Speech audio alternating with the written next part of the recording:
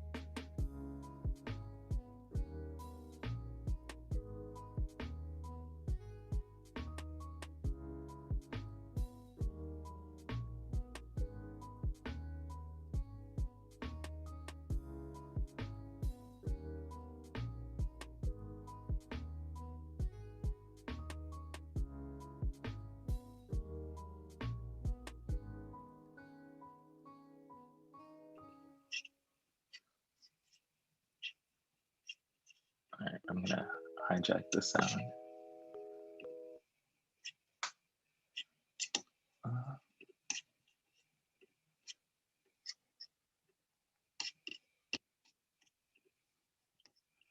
Alrighty. Welcome everyone to day 2 of web.lab. So for today, we're gonna go a little bit more into, we'll talk about ideation today, and then later on, Justin is gonna go over JavaScript and DOM manipulation, and we'll do a workshop as well. If you have any questions, there's a questions doc, and then there's also the help queue. When you join, if you want to join the help queue, make sure you join a breakout room first. And then when you add yourself to the queue, tell us what breakout room you're in. If you say something like, oh, I have like a red shirt in my profile picture, it's really hard for staff to go through like 200 something Zoom profiles. So it just makes it easier for us. If you have any questions on that, just reach out to us. But yeah, so today we're going to talk about ideation. And just a reminder that milestone 0 is due tomorrow. That's kind of when you have to submit your 10 ideas that you want to work on. And be due tomorrow at midnight. So let me just get this set up here. Okay. There we go. So what exactly is ideation? So ideation is pretty much the process that we're going to go about for brainstorming and developing our web apps. And so when we're trying to think about like what is our end goal, at the end of the 4 weeks, right, you want to have a deployable app. And so we call these viable products, or your web apps, consider them products. And our end goal is basically to right now start brainstorming on how you are going to move from a concept or an idea to something that's that you can build and that is deployable. And just one thing to keep in mind is that if you don't have your exact idea right now for your web app, that's totally fine. If you're still debating between, a couple ideas, have no idea what you're going to do, if you're still forming a team, that's totally okay. The next 20 to 30 minutes is really just to help us or help you approach one way of coming up with some ideas for your web apps. So one idea that we use in this class and that we'd recommend, it's pretty common in any type of design, is kind of this idea of a 3-step workflow where you kind of start big and you're coming up with all these big ideas and kind of diverging from all of them. And then, you start talking and developing them, and then slowly you want to converge into something a little bit narrower and more in scope with the class, right? We only have 4 weeks, so you can't really build everything and anything that you want because we have a time constraint. But you might be able to have some flexibility in kind of what ideas you want to do. So As you start to narrow ideas, you might be saying, hey, what if we build on to that? And so you might diverge a little bit more. And so the end goal is really kind of like this wave that you want to eventually converge into like your solid idea. And we'll kind of talk about like what you do in each step. And so the first step in this ideation process is really just to come up with any idea, any and everything, right?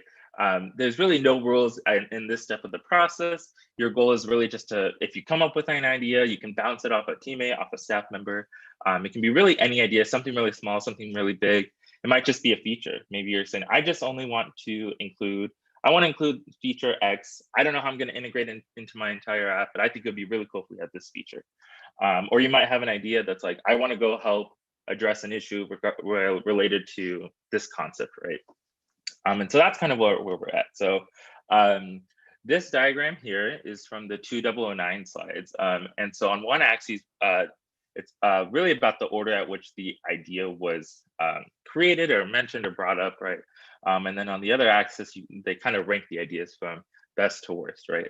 And really what this is showing is that any idea can come at any point in time, right? It can be an idea that it's maybe your first idea that you're walking into the class, you have a really solid idea. You're still gonna try to brainstorm something else, but you think this idea is really good and you're passionate about it and very interested in moving forward with it. Or it could be something that like, I'm just gonna say this one concept or this one idea, and my team member might say, hey, I like that too. What if we build upon that and expand it to this, right? And so slowly you're starting to piggyback among your teammates, right? So really there's, don't feel constrained in terms of in this step of the ideation process of when you're coming up with ideas. Any good idea can come at any time. And so going along with this step in the ideation process, really there's no rules on like, what you can do. You should be creating a lot of rough ideas, right? They don't have to be the most perfect ideas. They don't have to be the next big social media app. Really, you're just in this development process. And so sometimes it's really hard to come up with brand new ideas, right? It's really hard to be creative, and some people might be very creative and be able to come up with brand new ideas on the spot, and others, they might need inspiration from certain sources. So we'll kind of walk through on like, what is the practice example? But think about Chipotle, right? So you've all heard of Chipotle. It's just walk into a restaurant and they make your food for you. You tell them what you want, whether it's a burrito or a bowl or whatever. They make it for you. You tell them what fixings you want, and then you pay for it, right? Pretty interesting, unique idea for a business, right? But then, like, for those of you who've been near campus, Saloniki Greek is this Greek restaurant right at the edge of campus. And that's a very similar version of Chipotle. It's pretty much Chipotle, but Greek food, right? And then there's Whole Heart Provisions, which is pretty much Chipotle, but a healthier version, right? And what is Chipotle? Chipotle is pretty much just a Subway, but in the form of Mexican food, right? So what we notice is that all of these ideas really stem from or all of these businesses stem from this the same idea, but they're just different variations of it, right?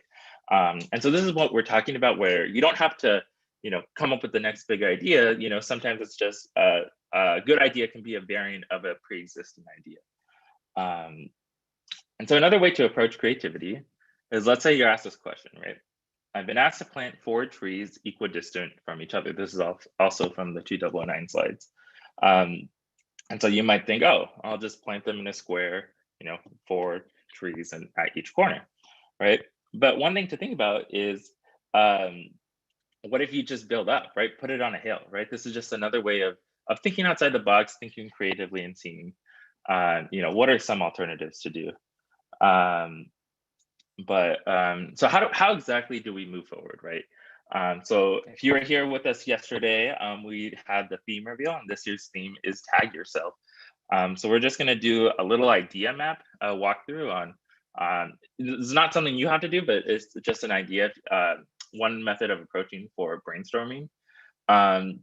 So when we're talking about Tag Yourself, right, first we wanna think about what problems are there that, we might be able to address. So let's say you have a lot of like wedding pictures or dinner pictures, and can you tag all the people in a group photo, right? Or let's say you have a pet, right? And can you share that you have found a missing pet using their dog, and how would you share or communicate that information, right? And so we're using tags right now, like in different forms, right? You don't have to stick to the theme. The theme is actually very much open-ended. You can ignore it, or you should try to like find some way to connect it to the theme, but it doesn't have to be a literal interpretation of the theme.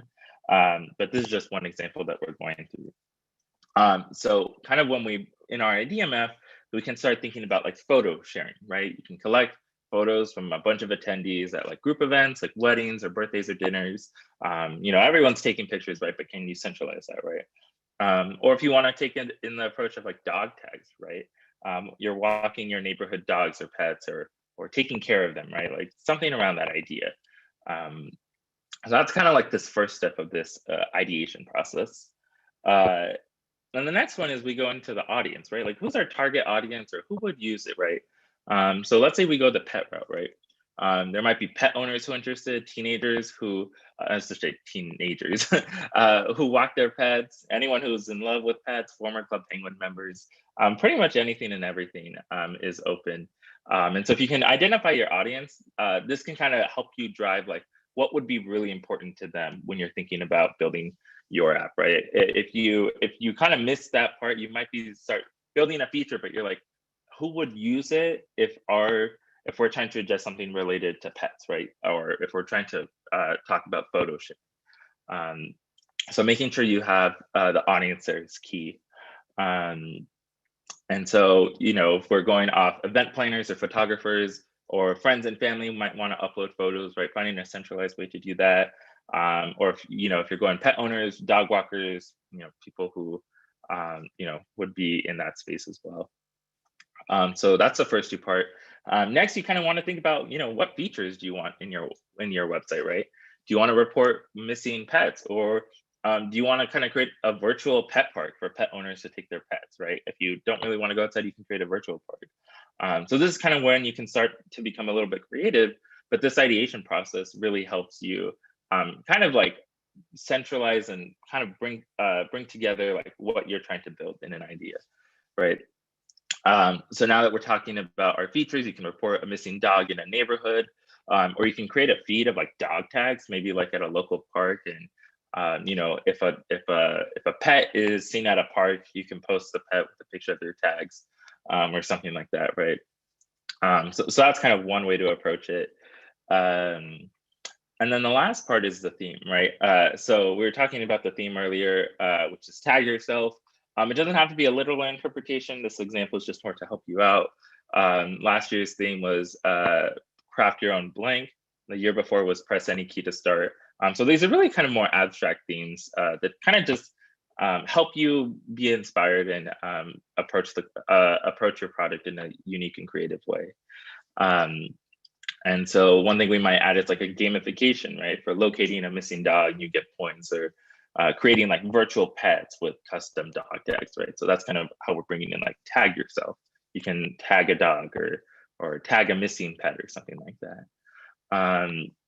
And so all of this really helps us, right? But this is just like an idea map. If, eventually, we want to start to, move this into a product, right? That's our end goal, right? So it might help to create a mood board. So you can have a mood board of just corgi dogs to help you out. But you can also have just, a more helpful mood board, right? You have dog tags, Animal Crossing, people walking their dogs, a dog park, things like that, right? And this is just like a nice little, thank you, Shannon. It's just a nice little way to get a little bit more inspired. And remember, we are still in the first part of our ideation process, right? So something that's really important in this step, especially when you're working with your teammates, is you cannot judge. Where you're not really trying to think of implementation or details yet. You're still kind of thinking like, what are just some ideas, right? We're in that diverge step where we're coming up with any idea that you think might work, right? And so this might help you when you're working with your teammates to start thinking of ideas, right? And I'll just add this, right? If there's something that like you think is really cool, but you're like, I have no idea how to code this, or I have no idea how to build this in a website. Don't let that be a limiting factor, because often there might be a pre-existing like library, and we'll be when you're building your project, you'll be writing it in React. So there might already be a pre-existing library that exists, or B, you can just ask one of the staff members, and the staff members can help you bounce ideas and say, hey, like that might work. And if you want to make it easier, you can look into this library, and that might help you. And so that way, you know, right now, if you do want to do that little check of like saying, can we actually do this in 4 weeks? And you're not really sure if you can, the staff is here just to help you out.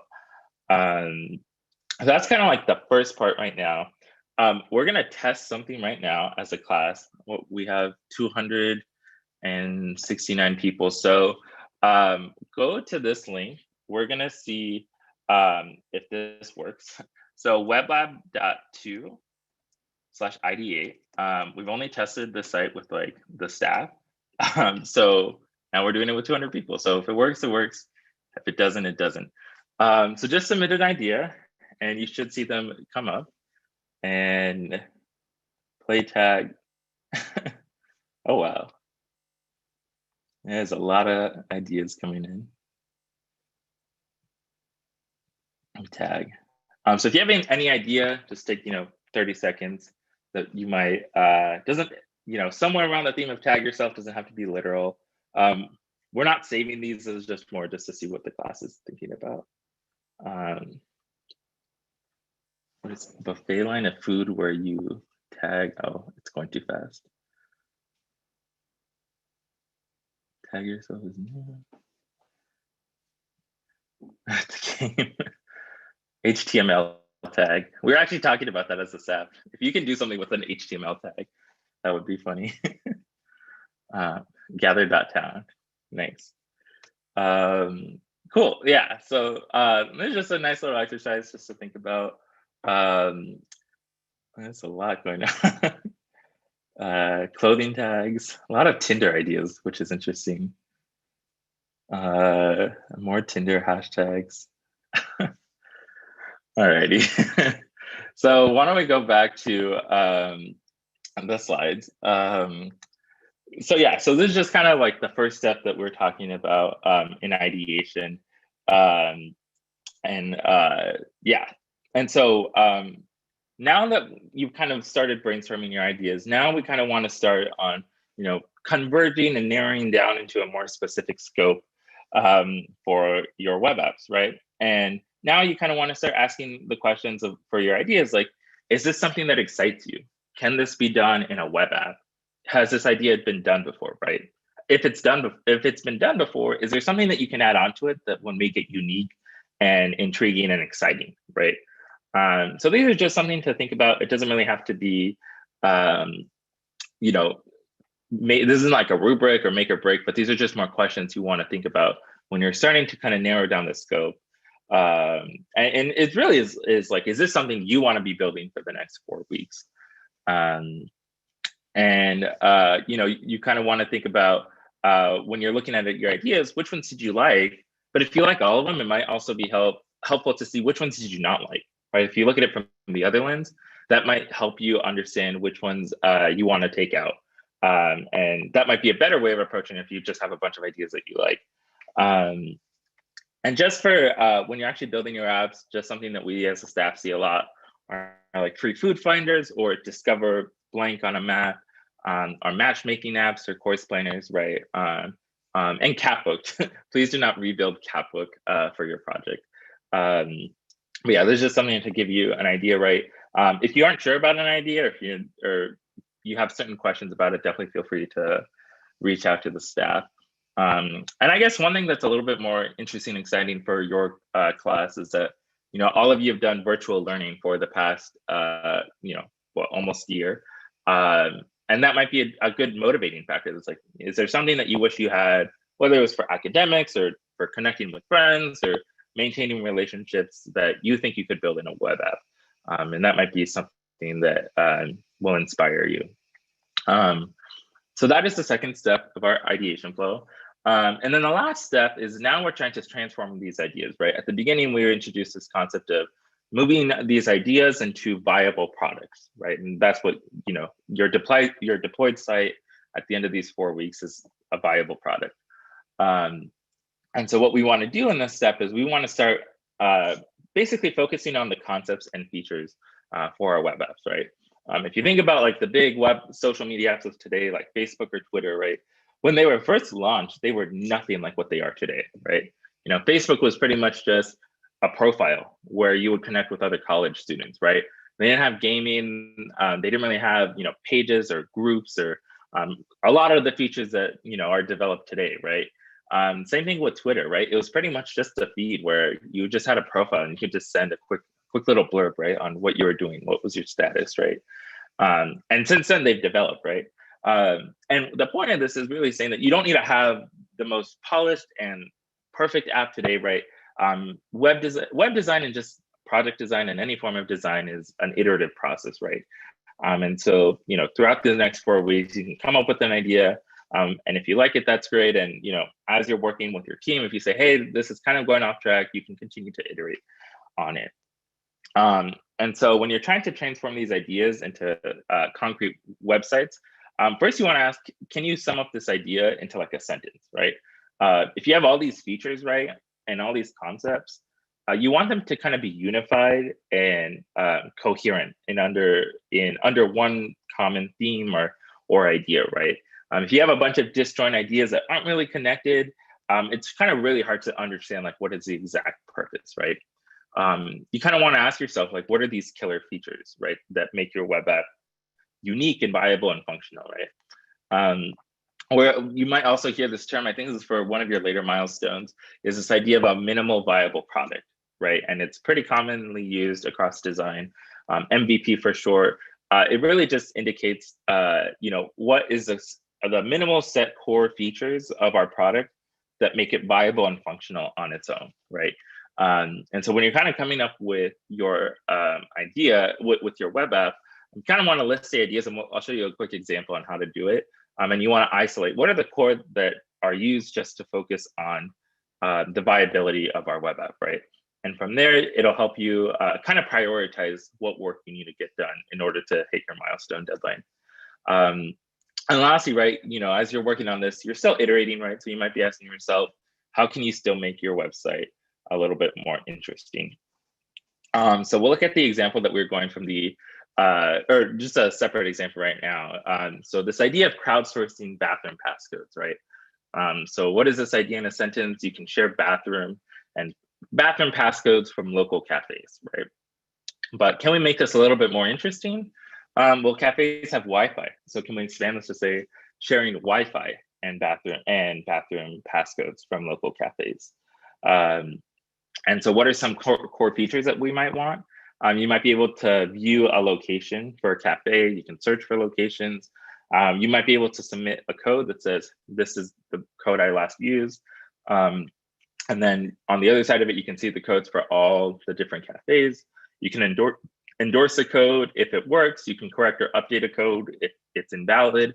And then you can also have this gamification system where you gain points for endorsing a code. And there's different links, right? So a lot of cool features in this web app. But when we're talking about minimal viable product, we really want to know, like, what are the core set of features, right? That really alone, that like we just want to see, does this product idea work, and is it viable, right?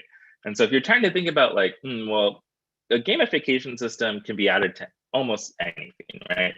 And it doesn't really make it's not the core of what our concept is, right? Where we share bathroom and passcode ideas, right? But what is might be something as like submitting a code for a location, or updating it, right? Or updating locations, right? And so you can isolate the certain set of features that represent your MVP and focus on building those first, right? And when you're building your website, even if your design is not fully fleshed, that's totally fine. The purpose is like, can you just get something functional that works, that we as staff or other users can test and see that it works, right? And throughout this process, right, when you're listing out your features and you're deploying, if you realize that something is too big and you don't have enough time, right, don't be afraid just to diverge from the original inspiration, right? the best ideas often inspire even better ones. So if you realize you have too much time and you want to reduce the scope, or if you realize you have more time, a little bit of extra time, and you might want to add something, right? Don't be afraid to kind of drift away. Obviously be mindful of your constraints, your time, the number of people on your team. But don't feel like you have to limit yourself now that we're starting to building our apps. And so we'll do one more example with what we were talking, the idea map earlier. Let's look at this example of Corgi Carnival. It's a virtual park for pets to tag up and meet with other pets. So what are some key features about them? Pet owners can create virtual pets with custom tags. Pets can meet other pets and become pet pals by exchanging tags. You can allow for group walks with other virtual pets. There might be a leaderboard for finding missing pets using a dog tag. You can make pet friends, and pet owners can give feedback on pet parks, right? So a lot of cool features of a virtual pet park that we have. And when we kind of isolate, like, well, what are the core features that make our web app, under this idea of a virtual pet park, right?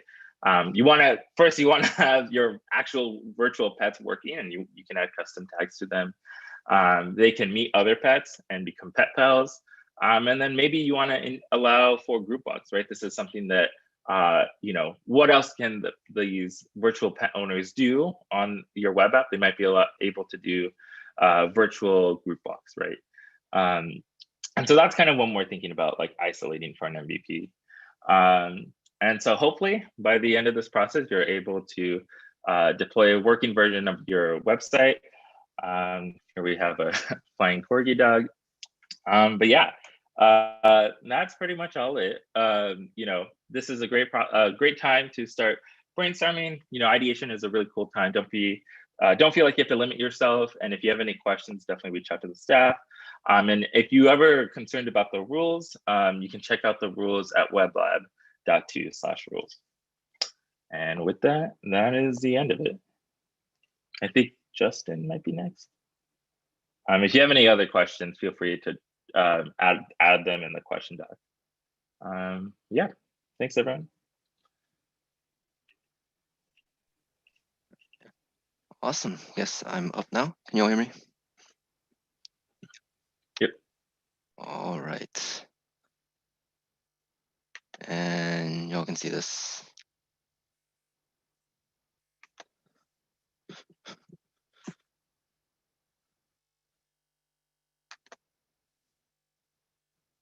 All right. Good. All right, let's get started. So we've got a lot to get into today, so let's just jump right in. First, a bit of a recap from yesterday's lecture that Tommy gave, lecture in the workshop. So first we have HTML. Whenever we're designing a website, one of the core features, one of the core components is the HTML. This section describes the content and the structure of the website. It tells us what exists, it tells us where it is, it tells us how everything is organized across the page. The second component that we discussed is the CSS. So this is the presentation of the site. It talks about colors, it talks about the alignment. We talked about Flex, which is a very powerful tool, and we'll see more of that later on. And so these two are, of course, super useful, and you'll see that on really any website you visit. But if you just have these two together and nothing else, what do you get? You get a nice, pretty looking website, but it's static. It just sits there. You read it, but you can't really interact with it. You can't really do anything more with the site. So that's where JavaScript comes in. JavaScript is what we use to manipulate the content of a web page. In other words, it's what we use to take the HTML and the CSS that we already have and make it interactive. The user can click with their mouse or press keys and interact in those fashions to actually have the page respond to them and do things. Because of this, JavaScript is super popular. It's used everywhere. Like the vast majority of websites, web applications you've used probably have JavaScript in some form because it's one of the primary languages we use to achieve this sort of functionality. If we take a look at just a snippet of JavaScript code, don't worry about what this does. We'll go into all of that.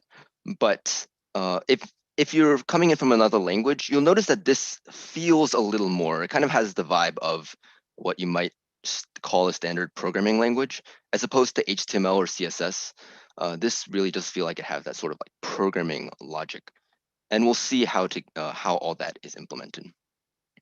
Speaking of other languages, though, do note, I just want to point this out off the bat, JavaScript is not related to Java, in case you had that impression, which seems like it would make sense based on the name. They are not at all related. Just keep that in mind. So since it is a programming language and there is this degree of code, where does that actually go? Where can we run it? One option is what we call the browser console. You can try out these keyboard shortcuts on your own browser. Just pull up any website and press the corresponding shortcut. So in Chrome, it's Control-Shift-J. Let me here. There we are. So something will pop up on the side. Depending on the website, you might see a bunch of errors. You can just right-click clear. Don't worry about those. That's Google's problem, not mine. Yeah, feel free to pull it up on your own, and you can run code here. This is the same thing that Tommy pulled up for the HTML, except his was in the Elements tab, and now I'm over here in the Console tab. The other way we can run the code is tied to our HTML file, which we'll see how to do later on. But before that, we'll just jump into the pure JavaScript side of it, how we actually get stuff to happen in JavaScript. To start off, JavaScript has 5 primitive data types. By primitive, we just mean the most basic level. So we have Booleans, which are just true or false. We have these things called numbers, which are what they sound like. This is anything, positive, negative, 0, integers, decimals. JavaScript does not distinguish between types of numbers. There's also strings, which are, as the name suggests, strings of characters. We denote these using quotes. Double or single is fine. I'll stick with double quotes for the whole presentation, but you're free to use either. Including strings of digits, which are different from numbers, and say this empty string. Here, this empty string is just the string without any characters. It's still a string because it has quotes. Lastly, there are these 2 types, null and undefined. There is a difference. They sound similar, but there's a difference, which I'll talk about in a bit. The first thing we can do with these sorts of values is we can apply operators to them. So what are we talking about here? We're talking about things like arithmetic operators. These are addition, subtraction, multiplication, division. You can run these in your console. If you have the console up, just try random operations. You can just use it like a calculator. Everything works the way you'd expect here. You can also do things like adding strings. What this means is just concatenating them, sticking them together. Along with the arithmetic operators, we also have what are called comparison operators. These are what we can use to check if 2 values are equal, not equal, less than, greater than, things along those lines. And it will tell us whether it's true or false. Something you might have noticed when this showed up is the triple equal sign at the top here. If you're coming in from another language like Python or Java, you're probably wondering, like, I'm used to this being a double equals. I'll discuss why it's triple equals in JavaScript somewhat towards the end. The single equals, however, is used for variables. So for those unfamiliar, a variable is just a name we assign that we can then give some data value. If you've seen variables before, that concept is familiar. What's new here is this keyword let. In JavaScript, when you first use a variable, you have to declare it. You have to tell the program, I want this variable to exist so I can give it a value. In JavaScript, that command is let. So we can do something like let my Boolean equal true.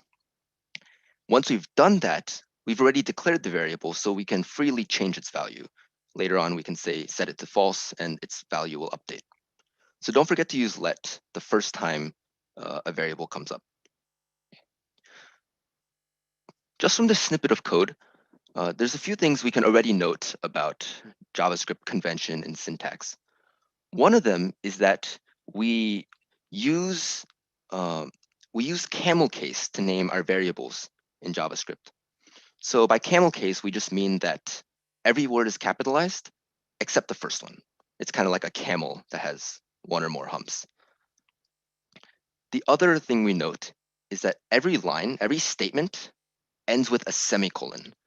This is what we use to tell the program this statement has ended. I'm going to move on to a new command now.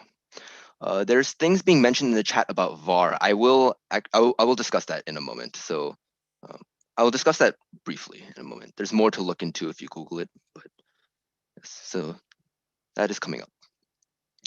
While we're on the topic of variables, though, I want to mention something called constants.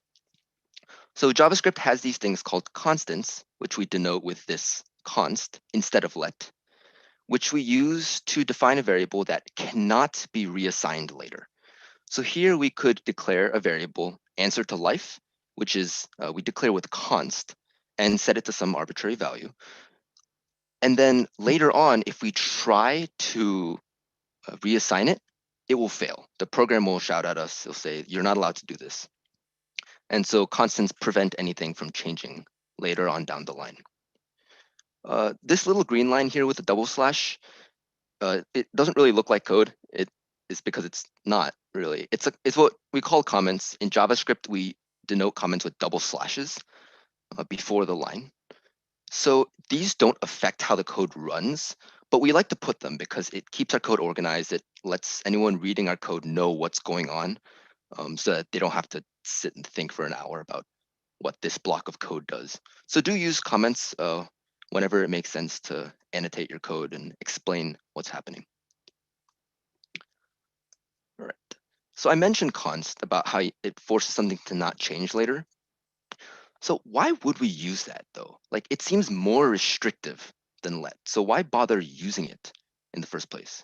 Any thoughts on that? Why might we use const?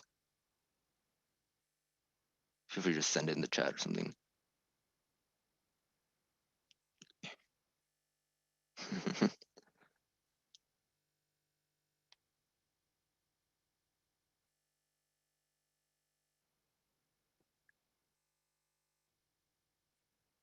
Yeah. Yeah, see a lot of good answers. Yes, so basically the whole idea is that we don't want things to change if they shouldn't change. I have not actually taken that class. SFB, what, safe from bugs? Is that what that acronym stands for? Yeah, something along those lines. So yes, the reason we use const is safe code practices. If something shouldn't change, we should just make sure it doesn't change. Just declare that off the bat. For example, we might have a conversion factor, which would make our code cleaner instead of just tossing random numbers out.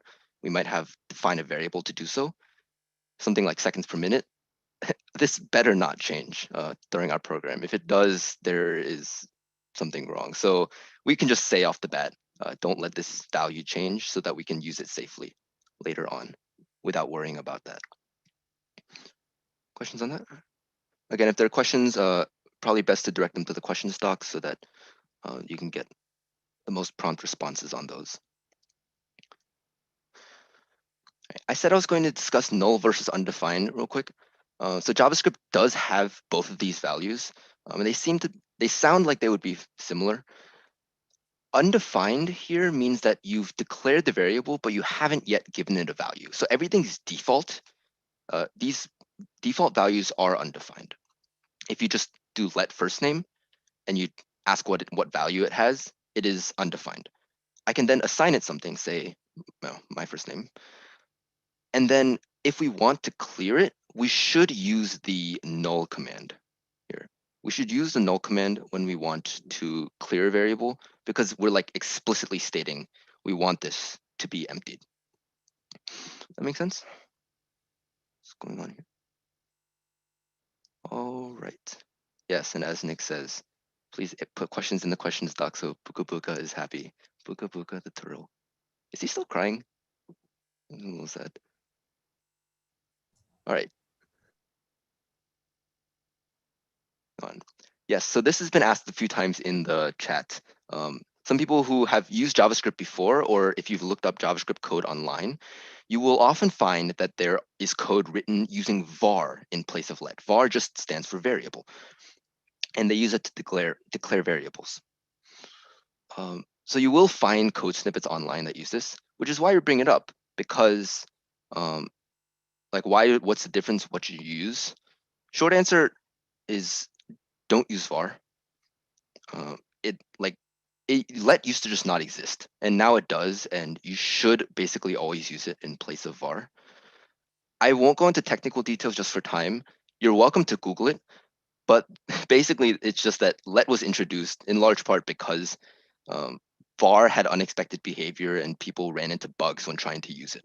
So let is now used, and let behaves probably the way you'd expect variables to behave, especially if you're coming in from other languages. So we would just recommend using let. If you find code online with var, try replacing them with lets. If it breaks, figure out why. Try to avoid using vars. Right. Questions on that? All right. Moving on to some other topics.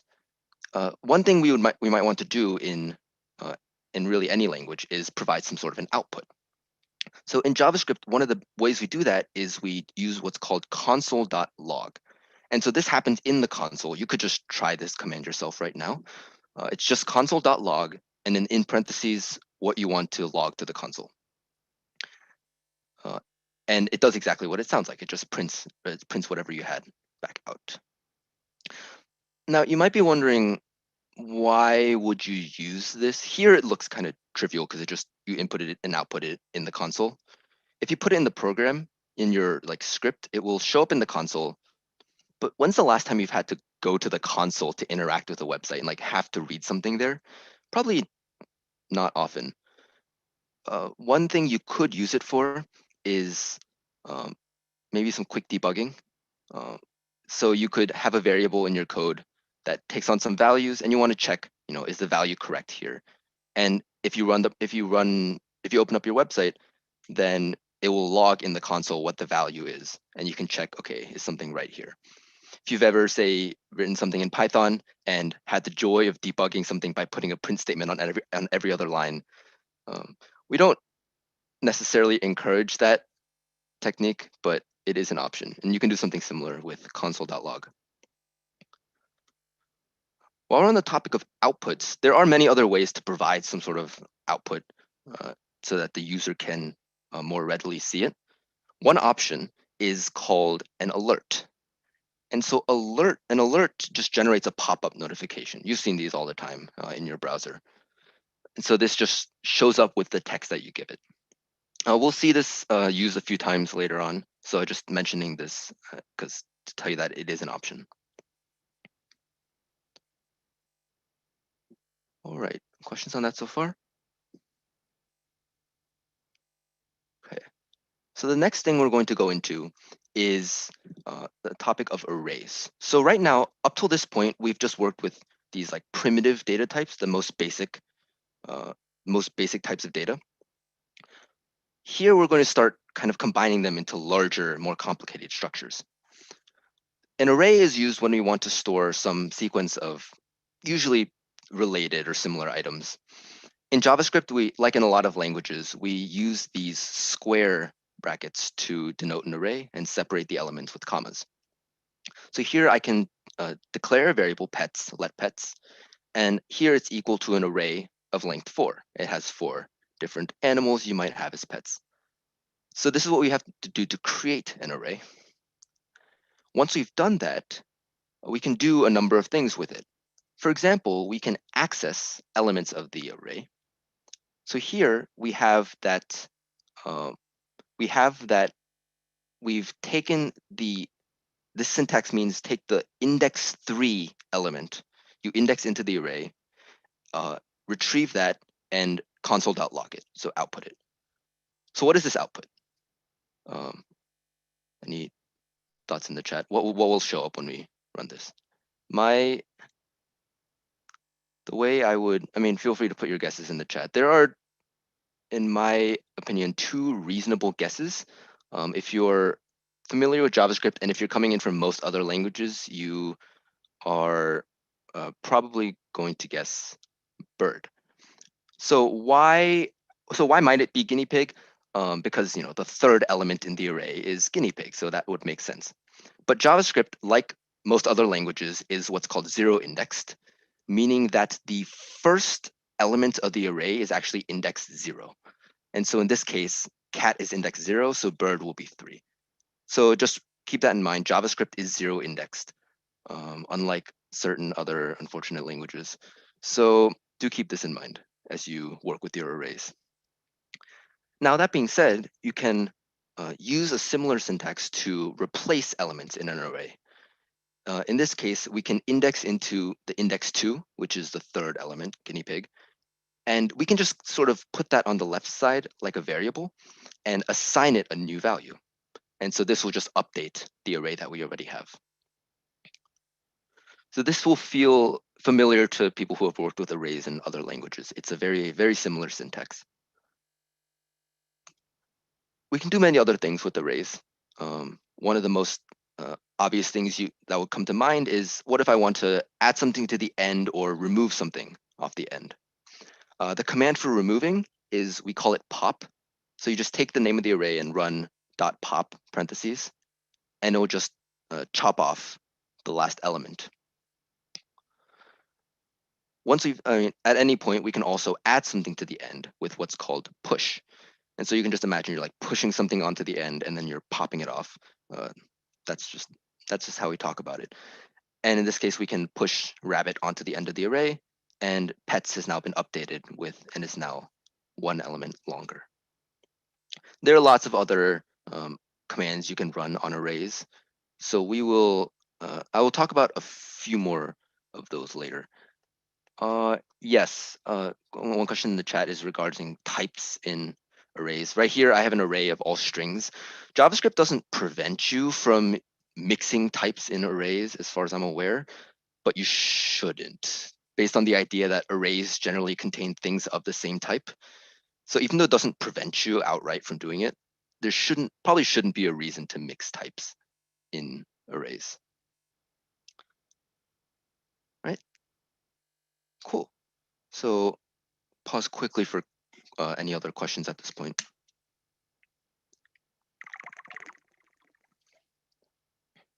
And again, of course, there's always the questions doc, so feel free to ask anything there.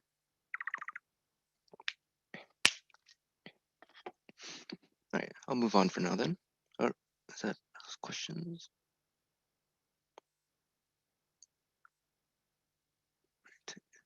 Is there a way to force the type of a variable? Yes. So in pure JavaScript, no. There is something called TypeScript, which Shannon will talk about, I believe, next week, which is a type-safe version of JavaScript. But for now, we're not going to worry about that. All right. So going into some more things you can do with JavaScript, you can often perform you often want to perform different actions based on like certain properties that your variables might have, or certain things being true or false. And so in JavaScript, we use the keywords if, else, and else if. This reads almost like English. You ask if something is true, then you do whatever is between these curly braces here and here. And so you define this block and say everything inside here will happen if this statement is true. Otherwise, else, if this is true, then you do this block. Otherwise, if this is true, then you do this block. Otherwise, do the thing at the end. And so this is how we write this conditional statement in JavaScript. If you're coming in from Python, note it is 2 separate words, else if and not elif. So if you're used to that, I guess it's a bit of a habit to break once you start writing JavaScript code. One thing I did mention here is that these curly braces denote this block within which like all the code to be run goes. Like you have a block here that starts here, ends here. You have a block that starts here and ends here, and so on. Because of that, even without indents, you should be able, like the program should still know like where to start and where to end. So the indent's not strictly necessary, but you should still use it, just because it makes your code a lot nicer to read. If you're coming in from Python, you're already used to using indents all over the place. So hopefully that is already a habit for you. In general, it's just good coding practice. It keeps things organized. All right. Another control flow, so we say, option that we have in JavaScript is what's called a while loop. And so while loops we use that runs a certain body of code as long as some condition is satisfied. A super simple example we might see is we start with some variable, and as long as it hasn't hit a threshold, we apply something to it and output it and repeat. So in this case, what we're doing is we're just doubling z, and then we're printing it, and then we just go back and keep doing it until the condition is broken. So, I mean, what is this output? I'll just see if I can get one or two answers before.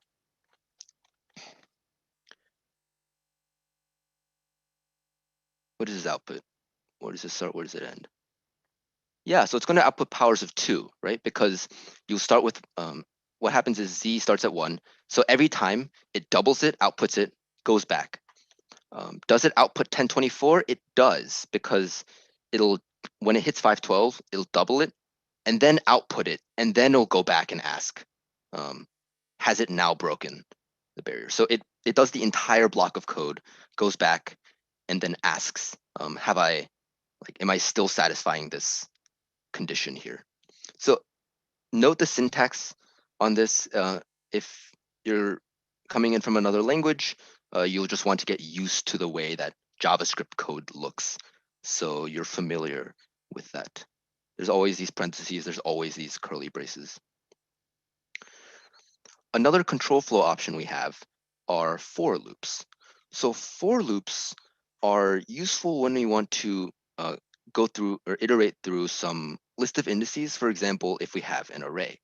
So this is the same array from before. I've just made it constant this time. No big difference.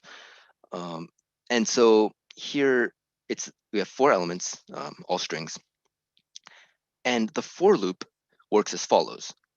I have this index I. At the beginning, it's 0. That's what this first chunk here means. This last chunk over here, I++, means it's a shorthand for, like, every time I go through the loop, I will increase I by 1. If you're coming in from, I guess, like Java, this feels very familiar. If you're coming in from Python, this is very new. So take a note of how this functions. So you have this index I. It starts at 0, increases by 1 at every step. For each value of I, we're going to do what's in this block. In particular, we're going to construct a phrase that has a string and indexes into the array, pulls the ith index element from this guy, makes this big string, and outputs it. Goes back, increases I by 1, does it again, and keeps doing it until it hits this limit, the length of pets. So what does this print? I think this more or less gives it away. It will output to the console 4 strings, 1 for each element of the array pets. As you can tell, I like my animals a lot. Yeah, any questions on how this works? Yes, do note the syntax on this, especially if you're coming from a language that does not really use this sort of format. Again, parentheses, again, curly braces.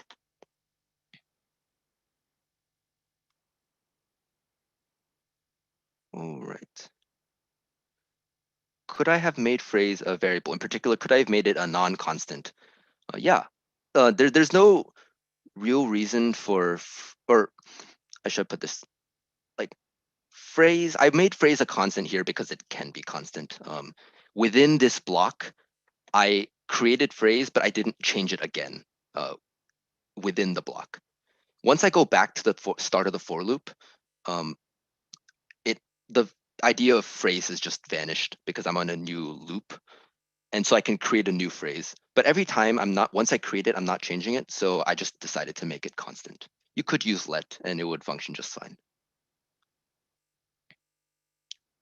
All right, moving on. So JavaScript, like really any other language, has what are called functions. So the syntax for this is we have parameters, which are the inputs to the functions, and we use an arrow to take it to a body, which within the body, it does a bunch of whatever computations it needs to. It might then return something, which is our term for outputs. If you've used JavaScript before, you may have seen other ways to write functions. We're going to stick with this one for consistency, but there are other ways you could do it. This is kind of maybe a more modern option. So here, what we're doing is we're creating a function. We're going to name it Celsius to Fahrenheit. So we declare a function. And this section starting at the temp C is this syntax up here. So temp C is our single parameter. That's Celsius temperature is our single input. If there's only one input, these parentheses don't matter. So don't worry too much about that. But here we have an input temp C, and we take it to some body here. Inside the body, it constructs a new variable, a Fahrenheit temperature, using this conversion formula, and then it outputs it, it returns it. So that is, this is how we define functions, and note that we gave it this name, Celsius to Fahrenheit. Once we've done so, like right now we've just created the function, but we haven't used it yet. So now we can actually call it and give it some value. The syntax here for inputting a value into a function is just like in other languages or in math. We have the name of the function, parentheses, the argument, the value that we give to the function. And here we run Celsius to Fahrenheit on 10 as our Celsius input, and it creates some output for us. And then we log that. So it should output 50 if you check the math in the formula. Right. That makes sense. Any questions on that? Why isn't temp F a let? Yes, so this is a similar question to the what we were looking at here with the for loops. Inside, I made it a constant because I didn't, because I could do that. I wasn't changing it later on. Same thing with this guy. Every time I run the function, I create this temp F that I don't need to change again throughout the entire function body. So there's no reason for me to make it a let. I chose to make it const because, again, safe practices. Again, it's not, you could have used let and it would have worked fine. But throughout all of this, I will use const whenever it is possible to, just to keep it safe. Right. So we'll note from this example that we define Celsius to Fahrenheit in a way that is looks a lot like a variable. Like it just const Celsius to Fahrenheit equals stuff. That's how we defined variables. It could have been let, but in this case, it's const. So that suggests to us that we can sort of toss around functions like any other variable. And this is true in JavaScript. In particular, we can take a function called a callback function, and we can pass it as an argument into another function. So this is could be a little confusing. We're kind of like 2 layers in now. We have a function that we've defined that takes in an input, returns an output, and then we pass that into another function as an input. It's a little confusing. Why might we do this? Seems a little weird, but this nested behavior. Here's an example. Here's an example of how we might use such callback functions. First, we have this add to function. It's super simple. It does exactly what it sounds like. It takes in this input x, and then in the body, it returns x plus 2. That's what add to should do. Now, this is where the meat of this topic is. It's in what's called this modify array function, which takes in 2 inputs. It takes in an array, and it takes in a callback function. And inside of this block, this is a for loop. I'll just translate it into English. What's going on is that for every index, it accesses the ith index in the array. It runs the callback function on it, and it updates the array. So it sort of edits the array in place by applying the callback function to every single element. Now, why is this useful? We can run something like this. If we have an array let's call it my array, And right now we started with the values 5, 10, 15, 20. Then we can run modify array on this array using the add to callback function.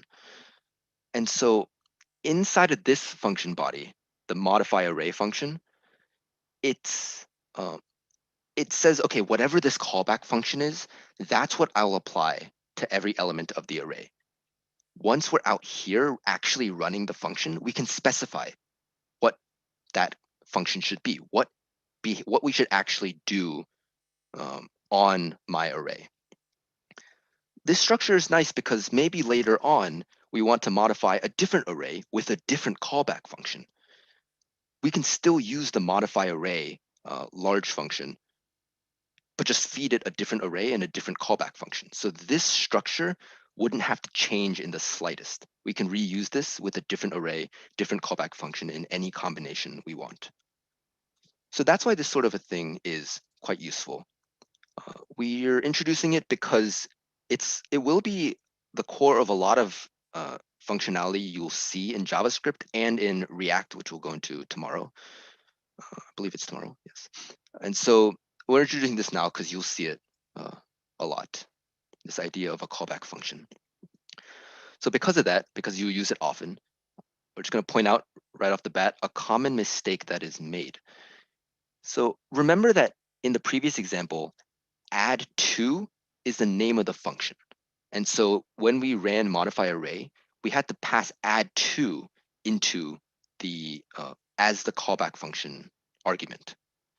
Whereas something like add to of x is the value that gets returned if you were to run add to on the input x.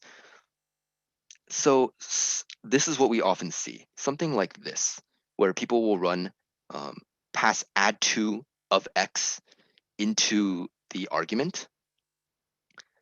That is that might feel like that makes sense, maybe from a math perspective. We like, oh, f of x is the function.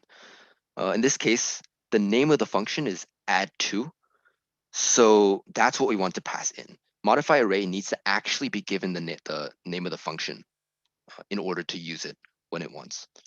So be careful about this. This is a common mistake that is made. So remember, all you're giving here is the name of the function. Does that make sense? Right. Yeah, questions doc seems to be overloading, same with yesterday. If in the meanwhile, I guess you could direct questions to the Zoom chat. I will try to answer until questions doc comes back up. So this is the same example we saw on just 2 slides ago, the add to modify array. Note though, I mentioned that this function is super simple, right? It literally just takes an input and it adds to it and returns it. And we use it just once down here. So the question then is, did we really have to go into the hassle of naming it and then using its name? Not really. There's a thing you can do in JavaScript, which are called anonymous functions, so-called because they don't have a name. And when you need to use a function, if you don't already have it, instead of creating it and assigning it a name, you can just create it on the spot and then use it where you need.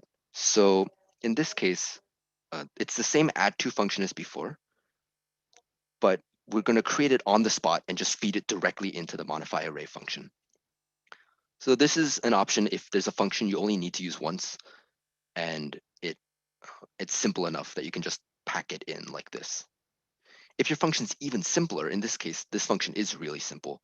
There's an even shorter shorthand you can use, which is instead of doing this whole thing with the arrow into like curly braces in the body, you just map input to output. So x arrow x plus 2 will do exactly what you want as well. This is we mentioned this because there are cases where this sort of comes in handy. If they need to make a super simple change to an array, just like add 1 to everything, or like perform a simple operation on everything, this sort of callback function, anonymous callback function, comes in handy. All right. Yes, so question, this is a good question. Is a callback function always necessary when trying to use a function in another function? So what we're looking at, for example, is this guy. I have a callback function, and I fed add2 as the argument. This is not, oh, it depends what you mean by necessary. What this structure is nice for is that I can use it later on to pass any function I choose at that moment to use as the callback function. If I were to just use add2 in here right off the bat, like explicitly say add2 for callback here, it will always use add2 regardless of what the input is. I like this structure because I can choose what function I want to give it at any point in time. Hopefully that makes sense. Right. I mentioned that there are other things you can do with arrays. And if it's common enough, there probably is a built-in for it, just in general. We've seen push and pop, which edit the target array in place, shorten it, increase its length. There are also these things called map and filter. So map and filter, I'll talk about what they do, but they will, at a high level, they will create a new array based on some instruction we give it. And this instruction is going to be a callback function, which is why we just went over those. So what do map and filter actually do?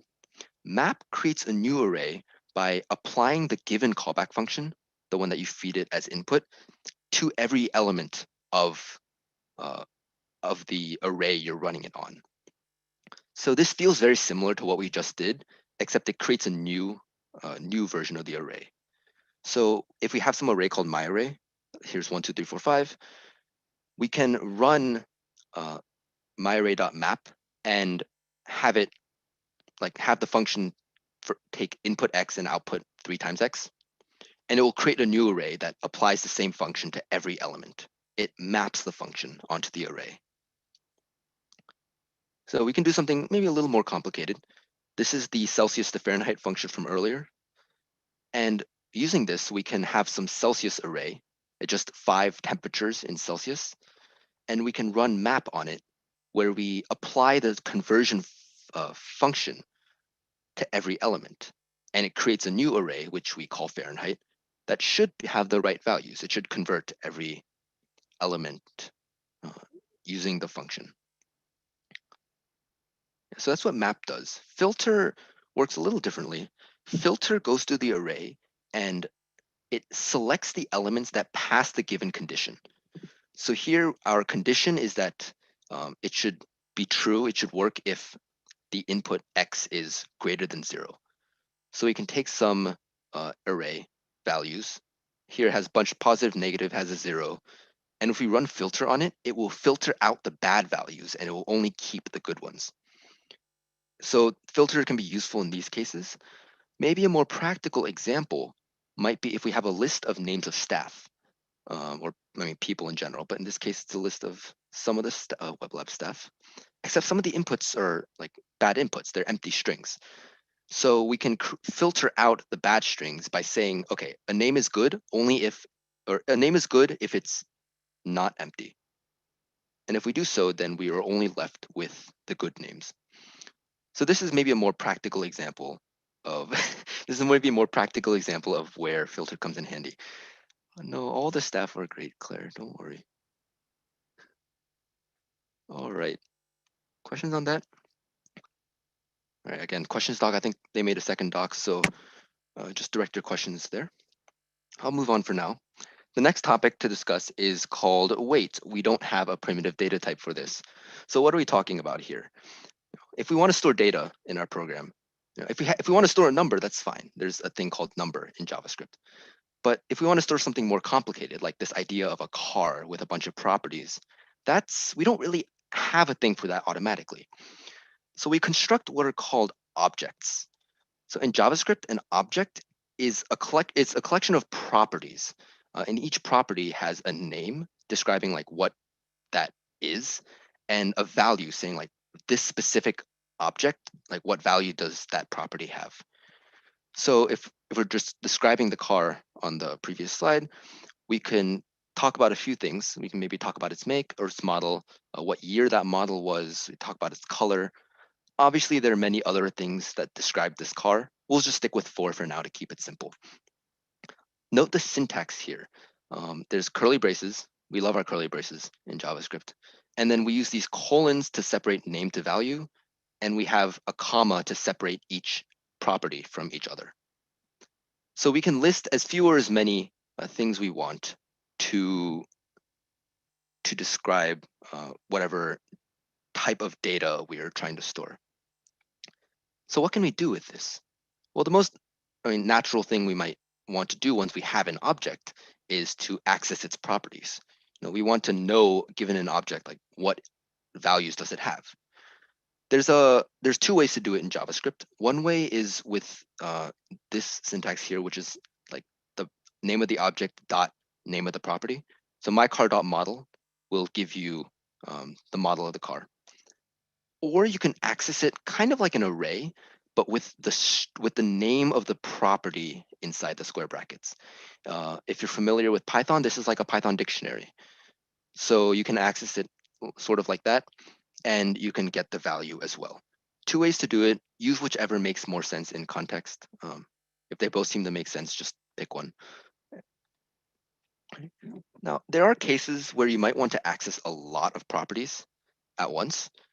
And so there's a shorthand that helps us with this. So take a look at what we might do if we wanted to access both the make and the model and store them. Here, what we would have to do is we'd have to say const make is mycar.make. The model is mycar.model. There's a shorthand for this, which is called object destructuring. And the syntax just looks like this. It's just something, you can always look it up afterwards. No need to memorize everything here on the spot. But you just, inside curly braces, you just name which properties you want and let it equal mycar. It doesn't have to be every property, and it works exactly the same as this left side. It's a nice shorthand. You'll see it sometimes. We would recommend using it just because it's functional. It keeps things nice and compact. So use it if you have the opportunity. Right. One way we might use objects. So, we should find some way to actually put this to practical use, is that we can treat objects really like any other variable. So if we have a list of cars that have these same 4 properties, make, model, year, color, we can create an array of them. And then we can do something like apply a filter. We've learned how to use filter already. So we can just keep the cars that satisfy some property. In this case, we only want to keep the cars whose colors are red. And then we're left with some array we call red cars. That is exactly what it sounds like. So you can get creative with how you use objects. There are many things you can do with them. And so you can just explore the options you have there. They are just another variable, albeit a little more complex. While we're on the topic of objects, though, there is something that needs to be brought up, which is the question of equality. So in JavaScript, we used the triple equals, as mentioned before, to check if 2 primitive values are equal. So we can have 2 equals 2 is true, 2 equals 3 is false. And something like 2 equals string 2 is false because they're different types. So it checks if they're the same type, same value. But what does it mean for arrays and objects? In case you think it's obvious, maybe you actually do already know the right answer, but I will give an example of what might happen. Let's say we have 2 arrays. You all can see this console, yes? Good. All right. Alrighty. So let's say we define an array 1, 2, 3. And then let's say we define a second array with the exact same values. Can you zoom in a little? Can I zoom in a little? Question. Yes, I can. Yeah, I just realized that was a little small. Yeah, okay. So we have 2 arrays. I've defined them to be exactly the same. They have the exact same contents, same length, same everything. So, naturally, they should be equal. And we just, it's like, just check that. Uh-oh. That's maybe not what we want. These two arrays look identical, but they are in fact different according to JavaScript. So we actually see this behavior.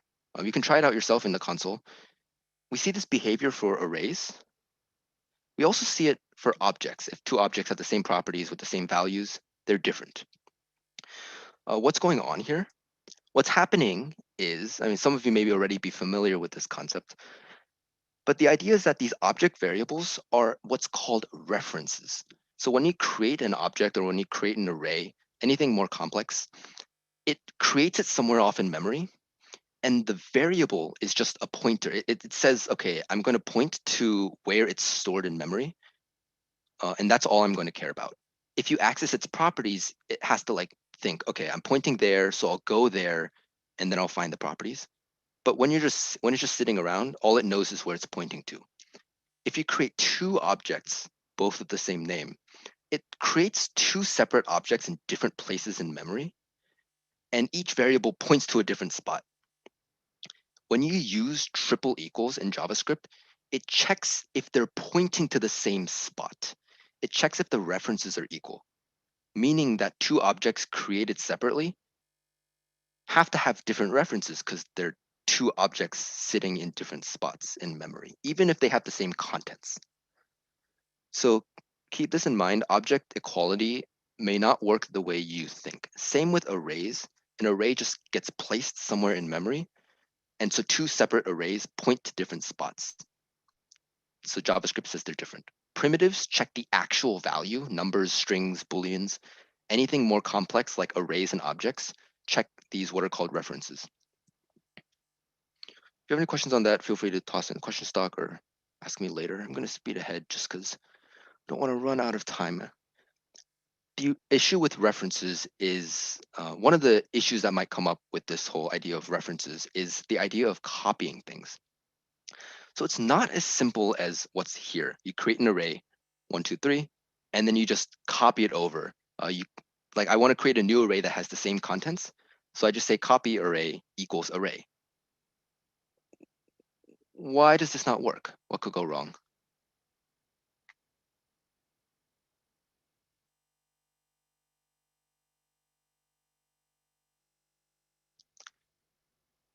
Yeah, a lot of people are mentioning have the correct idea in the chat. So let me actually try this out in the console.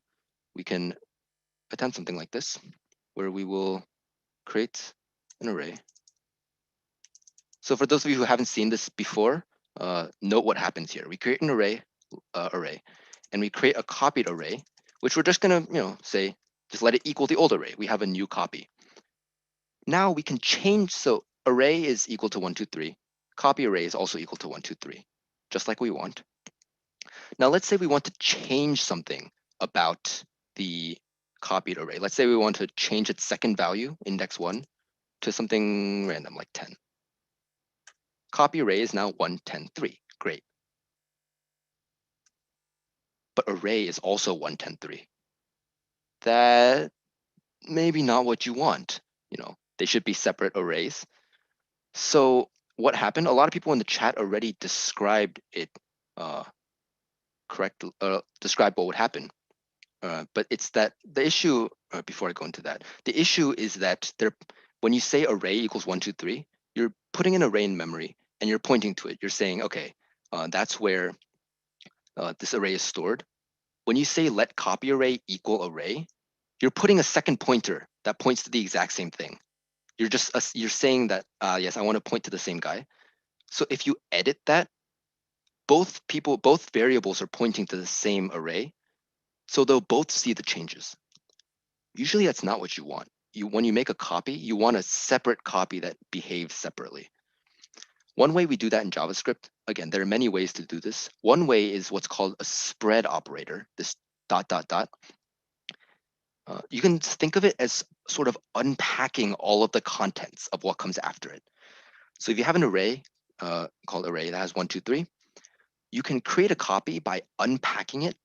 array, and putting it inside of a new array. So down here, we unpack array and put it inside of a new array. Same thing with objects. If we have an object with some property, we can unpack it with the spread operator and stick it inside of a new object. So it just extracts all of the contents and creates a new object with those contents.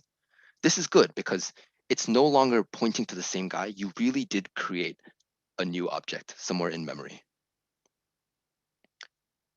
Right? Yeah, I mean, you could do something like just copy over the elements one by one, but that might not be the best option in a lot of cases. So we would recommend using the spread operator if it makes sense. Right. Something I mentioned briefly before, I'm just going to go over briefly now, is this double equals, which you might want to use if you come from other languages. But this is why we don't use double equals in JavaScript. Here, this behaves as expected. 2 equals 2 is true. 2 equals string 2, false. However, if we use double equals, they're both true. 2 equals string 2. What's going on? JavaScript does a thing called type coercion with double equals, meaning it tries to force them to be the same type before checking them. Here it will be like, okay, I'm going to turn this number into a string and see if the strings are equal. That's not what you want usually. Numbers and strings are not equal because they're different things. So probably don't use double equals. Just keep that in mind as you're going forward. One last topic on the pure JavaScript end. I'm going to speed through this because this is already a complicated topic as is. The idea of classes, if you've worked particular in something like Java, you've probably seen this a lot. These are like objects, but with a little more structure. You can guarantee multiple things have the same sort of behavior. So you can have this idea of a rectangle, has a width and a height, and this constructor tells you how to build one. You just input a width and a height, and it gives it, it stores its own personal values for width and height. Once you've done so, you can access its properties using this.width, this.height. You have these things called methods, which for any example of a rectangle, you can run these sorts of methods to run functions on itself. Different rectangles will have different areas because they have different widths and heights. So you can guarantee that any example of a rectangle has this get area function, has a width, has a height. So it provides some more structure. I am just breezing through this because the idea of classes is a very elaborate topic, and there's no way we're going to get into any real amount of depth with it here. It's kind of something you could probably just take a class on in and of itself. So feel free to ask questions later on if you ever find a use for it. And I think it'll probably show up when you start doing React. For now, don't worry too much about this topic. What matters more for us is how we actually use JavaScript to interact with our web page. This section will be shorter, I promise, so hopefully I won't run too far over time. But what's going on here is we want to figure out how to actually use everything we've learned and get our website, our web app, to do things. How do we get the JavaScript to interact with the DOM? DOM here just means how our browser interprets this tree of HTML elements, like these nested boxes. It's a term we're going to toss around, so just so you're familiar with it, we'll leave that there. So there are a few things you need to add to your HTML. This is where we start talking about tying the JavaScript into your HTML. The first thing is IDs. Remember, Tommy talked about this yesterday, about how IDs are unique identifiers to elements in the HTML. In CSS, we like to style with classes a lot. In JavaScript, IDs are usually pretty comfortable, so we'll stick with IDs here. You also need to add a script tag ideally at the end of your HTML file. This index.js is the name of the JavaScript file, the JS file, that contains our code. That we'll talk about what sort of code goes in there, but make sure this is like in the same directory and contains the code that you want. So it's this sort of a tag, script source equals file name. So once we've done this, what can we do? the first thing we probably want to do to interact with our website is to find an element. If we have something on our site, we need to be able to access it from the JavaScript. This is a function that sounds like it does exactly what it should. Document.getElementById. The input is just the name of the ID, and you can assign it a name. So in the JavaScript, I have created this header div, or I've assigned this header div to be this chunk of stuff in the HTML. So why is that useful? Because once I've done that, I can modify what's in it. So here's another example. I have a paragraph with an ID, content. Once I know that's in the HTML, I can find it using document.getElementById. And then I can change its inner HTML, what's contained inside of this paragraph. And if I change it to some string, it will update. It will change the HTML. It will change what is shown on the browser. Note that it doesn't go back and like permanently edit the code you've written. It just changes what displays on the browser. So if you were to like refresh the page, it goes back to the old HTML, reapplies the JavaScript, and does that. So it's not a permanent change in your source code. It's just what your browser ends up rendering. Right. There are, of course, many other things you can do with JavaScript. There's a lot of things. I'm going to list a lot of things off right now. You don't have to memorize all of these because we will have a workshop later that will actually try all of these hands-on. Something else you can do is you can affect the style. So this is the same paragraph as before. We access the paragraph using this document.getElementById, and we can change its style. In particular, if we want to affect its color, we have this content element, the paragraph. We go to its style, we go to its color, and we can set it equal to, in this case, red. And the output, what you'd expect. It changes the text color to red. Now, another useful aspect with JavaScript is that you sometimes don't want to change what's there. You want to, or you don't want to change something that's already there. You want to add new things.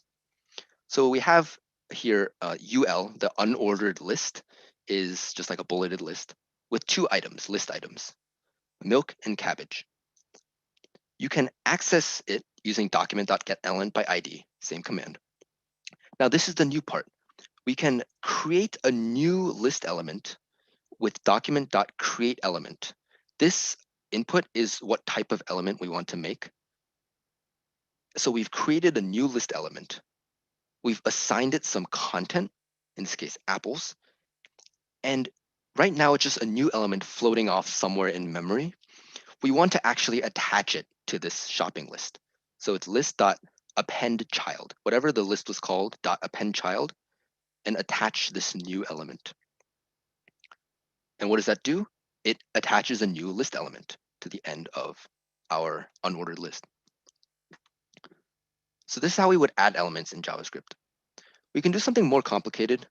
This is the same thing as before, but now with more things we want to add. We need to add more things to our shopping list. How can we do this? We can run a for loop. This is going back to what we learned earlier. We can run a for loop, and for every item in this need to buy array, we can run some function on it that does all the work for us. This content is exactly what was on the previous slide with adding a new list item. Except now we're going to run it on every element in need to buy.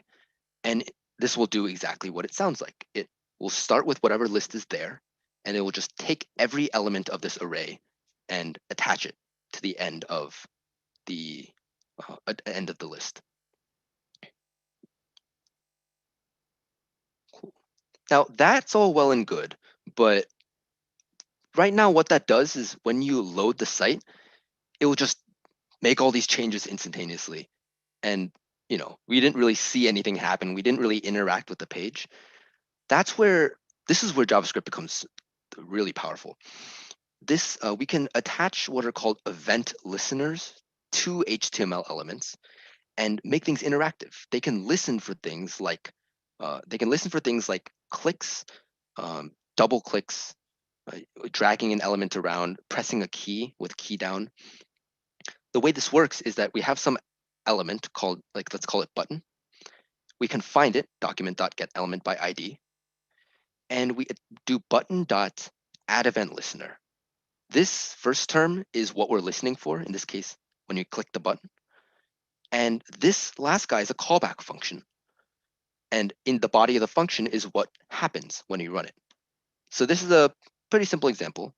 And what it looks like it does is it should create an alert when the button is clicked. It's a pretty straightforward thing. I just have an example of it here. I think you all can see this. Click the button, and a little alert pops up. That's all that does. But what that shows is that we can have elements listen to something that the user is doing.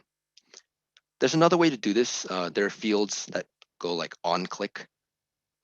You can do it this way as well. These will be on the slides, so feel free to use either way. We would recommend addEventListener probably. There are many things you can listen for. I think I went and counted for you all. There's like at least 80 different actions you can listen for the user to do. So quite a lot. It's a little bonus. Sometimes you don't want to listen for when like a button is clicked or something. You want to listen across the whole page when someone presses a key anywhere. What we do here is we attach something to what's called window. So window is the whole browser, all of its contents. We can add an event listener to window. It's the same syntax, window.addEventListener, what we're listening for, a key press. And we can log, we can do an output. You press this key. In this case, we have an input. The event is just what key we pressed. And we can log what key gets pressed when we do this. This will show up in the workshop, so don't worry if this didn't make too much sense, because you'll see a practical example of this sort of thing. Window just exists. You don't have to worry about like doing let window. It's there, kind of like document. Right. You can combine everything we've done so far, interactivity along with what we've learned with just pure JavaScript. This code, just to break it down super quick, we have a div that contains some paragraphs and a button that says add a paragraph. And inside, all that's happening is the button listens for a click. Whenever it gets clicked, you just run add paragraph and create a new paragraph. The add paragraph function does everything we've talked about. You create a new paragraph element and you attach it. You add it to this div. You append a new child. And that will do exactly what the button suggests. It will just add new paragraphs every time you click it. If you refresh the page, it doesn't save anything. It just reboots the HTML and you can toy with it again. Of course, this is a bit of a toy example. Will you have something on your site that you just click a button repeatedly and have a paragraph pop up? Maybe not. Maybe you will, maybe not. But listening for these sorts of events, I think, is what makes JavaScript super useful. And we'll see a more practical example after the break. For now, just to go over what we can do with JavaScript. We can add these elements sort of on the fly. Like whenever we need them, we can just create something. We can add it inside the document. We can change its contents and we can change its style. We can affect how it appears. And lastly, the most important part, we can make things interactive by attaching these event listeners. And so we can listen for things like clicks. We can listen for things like key presses. And we'll see some examples of how we can apply all of this in a workshop after the lunch break, which Daniel's son will be running.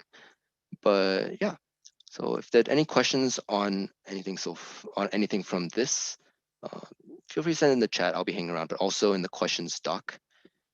And yeah, that's all I've got for you today. Are there any last questions? Yes, as Shannon says, be back by 3 when we'll start the workshop promptly around then. All right, ran a little over. Thanks you all for sticking around. See you all in a bit. That was really fun. Thank you. Thanks.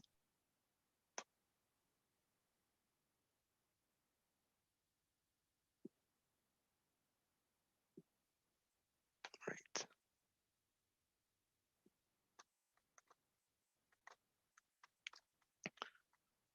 All All right. Thanks, y'all. See y'all in about half an hour, 23 minutes.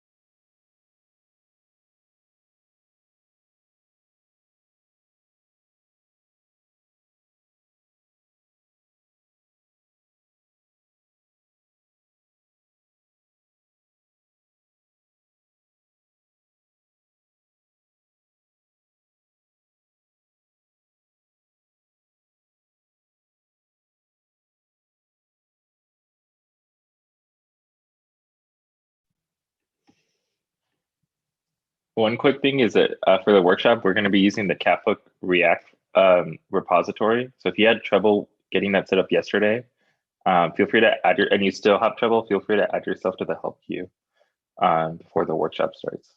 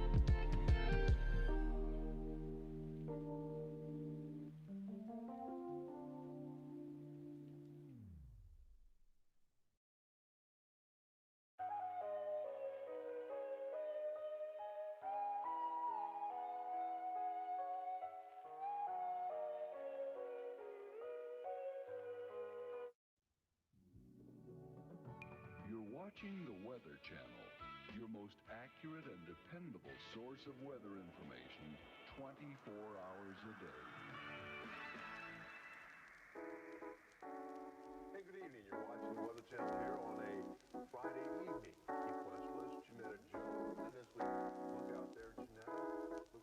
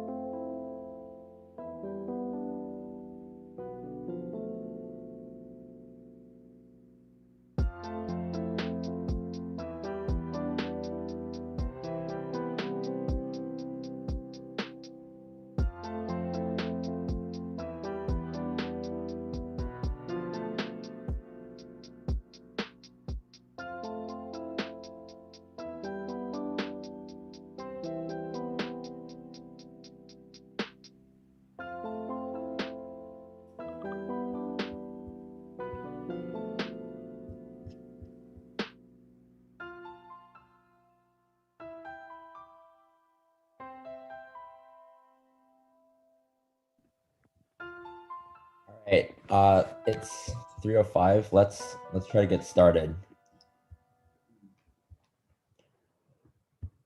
All right, Akshay, can you stop the screen share? Sweet.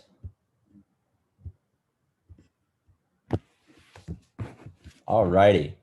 So welcome to the afternoon workshop. This one's going to be on JavaScript. So this morning, we went through a bunch of theoretical stuff about JavaScript, like syntax, how to use a lot of the various tools that you have. And now what we're going to do is we're going to do a hands-on practical usage of JavaScript. So we're going to get our hands dirty this afternoon. And just as a super quick recap, to solidify some understanding of how everything fits together, I'm just going to tell you how I think about JavaScript's role in a website. So if you think of your website as a human body, HTML, like Tommy said, that's like the bones, right? It provides structure to your website. It kind of says where everything is organized. And then you have your CSS, which is a skin to wrap everything together and package it neatly and present it in a nice way to the outside world. So your HTML is your bones, your structure. The CSS is what you present to everyone. It packages it all up nicely and makes it look good. But the JavaScript is the organs, it's the muscles, it's everything that makes the HTML and the CSS work together in a way that's going to allow your website to do a lot of cool things. So that JavaScript, the muscles, the bones, the functionality, that's the stuff we're going to be working on this afternoon. And so our goal is to build something from scratch. So from start to end, we're going to build something and we're going to use just JavaScript, solely JavaScript. And, you know, some of you guys might have joined web.lab to learn how to make a super cool or super nice looking website like Facebook or something, or Tinder for some of you. But when I joined web.lab, I joined because I wanted to learn how to make games. So we're going to build Snake, which is a game that used to be popular back in the day. Now, maybe not as much, but I'm sure some of you have heard of it before. And to show you what that's like, let's do a quick demo. So here I have a JavaScript app for Snake. You can see there's this little green snake and he's running around and he's trying to eat these red apples, right? So Snake, he can turn left, he can go down. But the rule of the game is if the snake runs into the border, the game's gonna end and it's gonna say game over. Your score is 9, we can play again. Another way the snake can die is if it runs into itself, right? So if we run into ourselves, we're gonna die as well. So this is just the end product that we're gonna build today, but let me show you some cool things that we can do here. So if I wanna make the game go faster, let's make it go really fast. I can do that. So now you can see this snake is zooming across the board. And the way the way the game really works is every like threshold amount of time, it's going to update the state of the game. It's going to calculate where the snake's body parts are, where the apple is. It's going to draw all of those on this board. And then it's going to check for conditions like if the snake is hitting a border piece, if the snake is touching itself, if the snake is eating the apple, etc. So this is what we're going to build. We're going to build it all in JavaScript. It's going to be a lot of coding. So get ready. We're going to have steps, like different branches, kind of like for the HTML and CSS workshop yesterday. So if you do get stuck, definitely don't worry about that.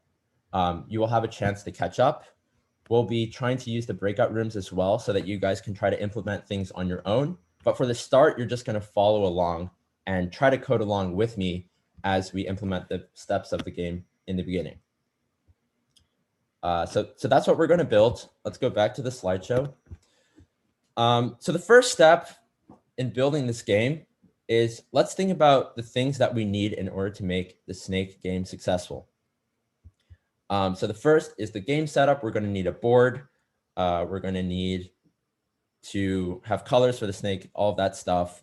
That's all provided in the starter code for you guys. So you don't need to worry about that. Just remember at a high level, what's happening is every set amount of time, we're updating where the snake is using JavaScript logic. We're updating whether the snake has died using JavaScript logic again, and then we're drawing everything using JavaScript. Okay, another thing we need is the snake. So we need the snake to move around. We need the snake to be represented by something in JavaScript. We're going to need the snake to respond to keyboard inputs. So if you remember from the lecture this morning, there was a window.onEvent listener, add event listener, something like that. So we need it to respond to keyboard inputs.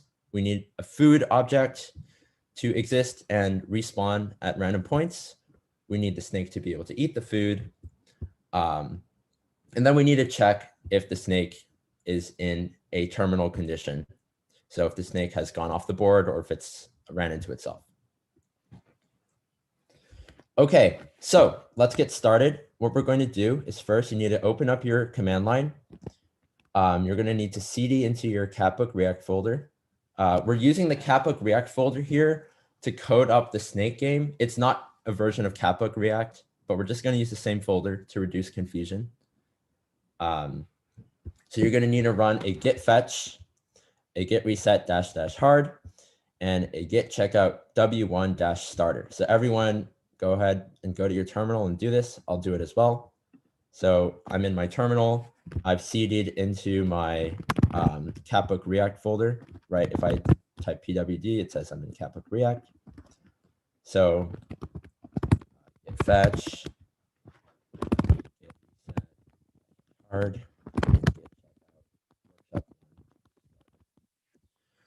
Okay, so I'll give everyone a second to go ahead and do that.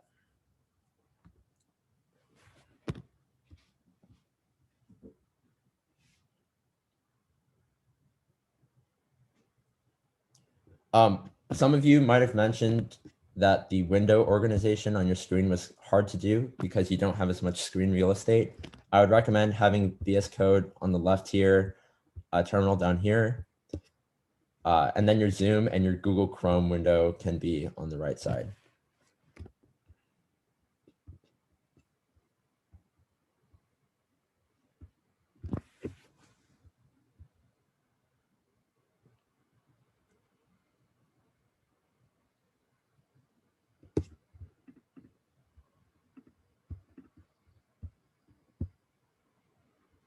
All right, so hopefully everyone should have been able to do that with no problems.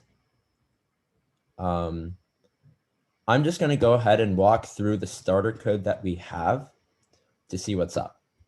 So in this index.html file that you should have in your VS Code. Okay, first of all, open up VS Code and make sure that your file that you have open, the folder that you have open is your Catbook React folder. That's really important. But once you've opened up VS Code, take a look at this index.html file. There's not much interesting stuff going on here. This is the bones, right? This is the structure of the website.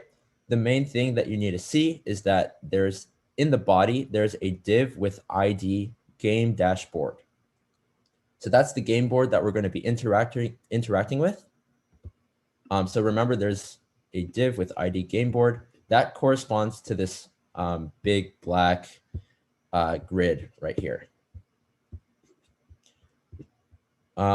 Styles.css, this just has the style elements for all of the things that we're going to draw. So it has some colors. You don't need to worry about it either. We're going to be working mostly with this game.js file here. This is a JavaScript file. So this controls all of the logic of the game.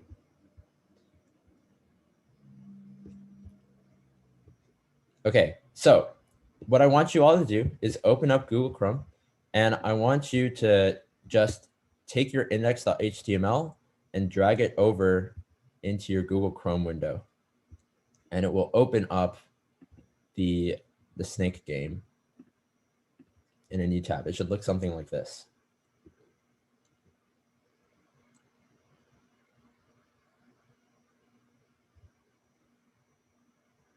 So like before, this black square right here, that's going to be the div that corresponds to the game board. Remember, divs are just boxes, right? So this is a big box. That's the game board. If we right click and click inspect, we can see that this game board here, let me make this bigger. You can see that the game board is this black square. It's a 21 by 21 grid. So that's what our snake game is going to be played on. It's this 21 by 21 grid in the center. And what's happening at a high level is every time we update the state of the game, we're going to move the snake one unit in whatever direction it's going. And we're just going to redraw it, right, and check if anything has changed. So let's first code up the logic for that. Let's think about how the snake is going to update. And to do that, we're going to open up game.js and we're going to see what's going on here. Okay. So we have this main function. That's sort of like the master loop that's running over and over again. So what's going on here? Inside main, what we're doing is we're taking the current time as an input value. And we're running this window.request animation frame on main being this function. So what this is it's basically a recursive loop. Every time we run main, we're going to queue up another call to main to run it again. So main is this process that's constantly running over and over and over again. And window.request animation frame is going to run the function main and pass in the current time. So main is going to take an argument current time. We'll worry about that later. Another thing main does is it runs update and it runs draw. So if you remember, I talked briefly about how the game worked at a high level. Every time we run this loop, it's going to update the state of the game and it's going to draw whatever corresponds to that new state. It's going to re-render our app to have the snake at the new location, have the apple at the new location if necessary. And then the update and draw functions are down here. Okay, so that's what we have so far. What I want you guys to do is I want you guys to move to your console here in your Chrome window. And then what we're going to do in our game is we're going to go inside this update function. And we're just going to type console.log rendering or updating or just something. Console.log rendering will work. Okay. And then we're going to save our file and go back to our Chrome window and refresh. And you should see in your console that this rendering word is being logged a lot. It's being logged a few hundred times every second, maybe 100 times a second, maybe a bit less, maybe a bit more. So that's how often this game is updating. So this main function, remember, that's the master for loop that's being run over and over and over again. It's going to call update each time, which is going to log into the console rendering. So that means that the main function is being run over and over again once every time this number goes up. So it's being run hundreds of times per second, right? If you kind of imagine a snake game where the snake is being updated hundreds of times per second, that would be unplayable, right?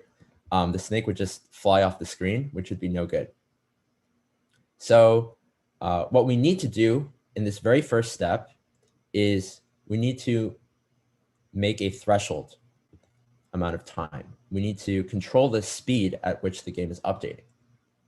So let's think about how that would work. Intuitively, that would be something like if the amount of seconds since our last render is let's say we want to update the state of the game once every 1/5 of a second or 5 times a second. I claim that this is going to do that. So let's think about why that's true. So this is saying if it's been less than 1/5 of a second since the last time we rendered, then we're just going to return. And return, if you recall from Python, what that does is it just ends the function right there. So it's not going to update and it's not going to draw, which is great, right? Now we're only updating and drawing if the seconds since our last render has been more than a 1/5 of a second. So we're only updating and drawing 5 times a second. Okay, but then how do we calculate seconds since our last render? Well, in order to do that, we need to have a last render time, and we're going to compare it to this current time, right? So let's let our last render time start at 0. And then we're going to let seconds, we can make this a const actually. So const seconds since last render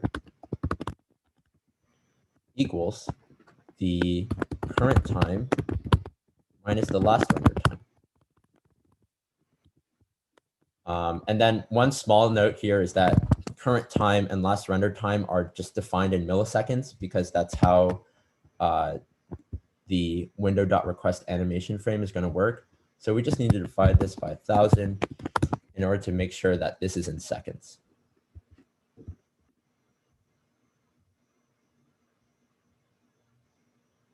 So try to follow along in your own VS Code if you can.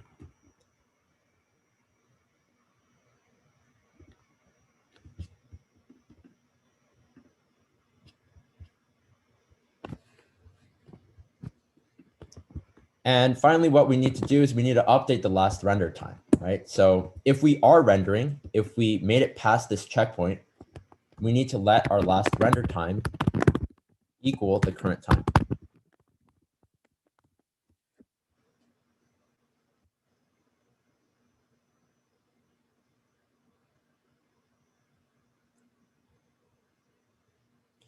And now if we go back to our browser and we refresh, before rendering is counting up 100 times a second-ish. If we refresh, now rendering should only be counting up 5 times a second. So it's going up a lot slower. I don't know if you guys can see this on my share screen, but you should be able to see it for yourselves. So in this sense, we can kind of control the speed of the game. We can control how fast it's updating, right? If we wanted it to update just 1 time per second, we could change this to a 1. And when we refresh, now it's only going to update once every second. So this number is going to count up once per second. If we wanted it to update faster, if we wanted it to do 20 times per second, we can make that 20. And then it would be updating 20 times per second. So this is just a quick example of how you can use JavaScript to like do things functionally for your website. We can have this website, which is a game, update once per second, 5 times per second, 20 times per second, etc.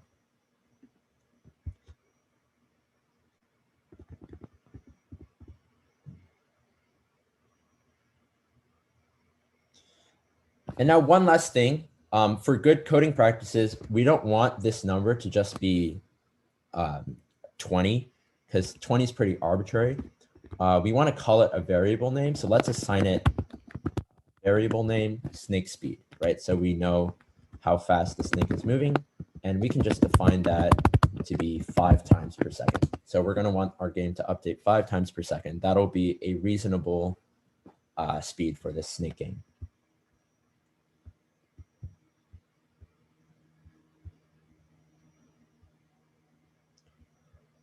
Awesome. Congrats, guys. We just made it through the first step.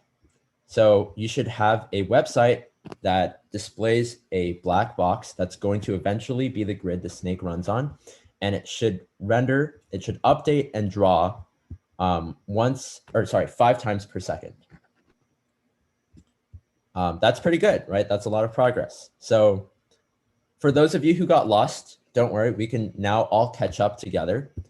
And the way we're going to do that is we're going to go to our terminal.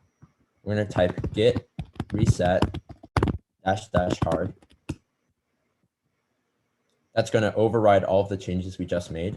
And now we're going to do git checkout w1-step. I think it was step 1. Let's try that. Yep, step 1.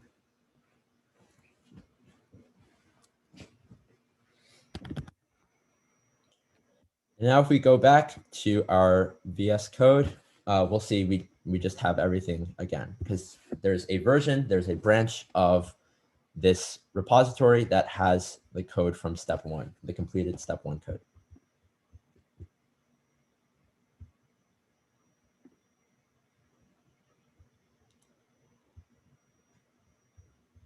Sweet. So far, so good, I think.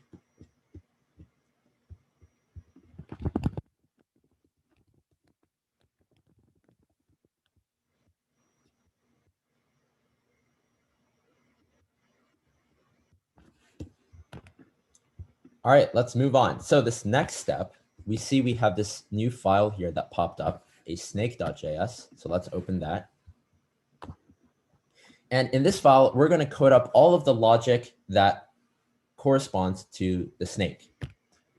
So maybe the first thing that we can do is we can move snake speed from game.js into snake.js, because that's something that is more relevant to the snake than it is to the game itself. And let's think, what else does the snake need to have? Well, it needs to have a body, right? There's a body that the snake has. And the way we're going to represent that is going to be a list of coordinates for the snake body. So, and each coordinate is going to be an object with an X value and a Y value. So let's have the snake just start in the middle of the grid at 11, 11. And let's give it a little bit of depth as well, so that it has a length we can kind of see where it's going. So let's have it start in the middle of the grid at 11, 11 and have some trailing parts at 11, 10 and 11, 9. So just to reiterate, we're going to represent the snake body by a list of objects. Each object is going to be like a segment of that snake. And it's going to have an X coordinate and a Y coordinate.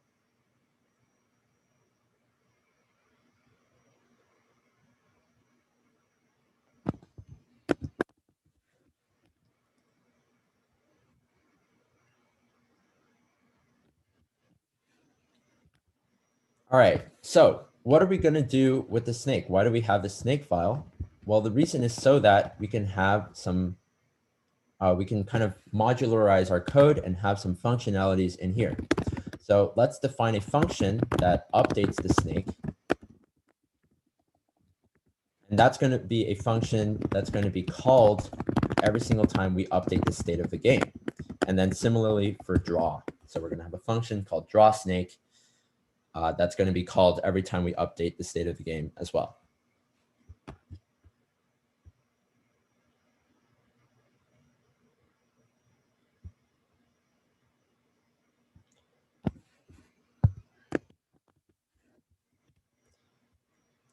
And just to show you how that's going to work, every time we call update, every time this loop makes it past the threshold and calls update, what it's going to do is it's going to call update snake, right? Because we need to update the snake every single time we update the game.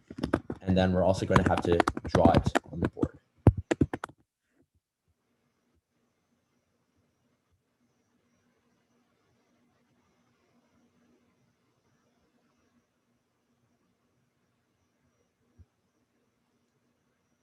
So that's back in your game.js file. If you go to update, your update function, just type, make sure we're calling update snake from the snake function, and we're calling draw snake as well from the snake function.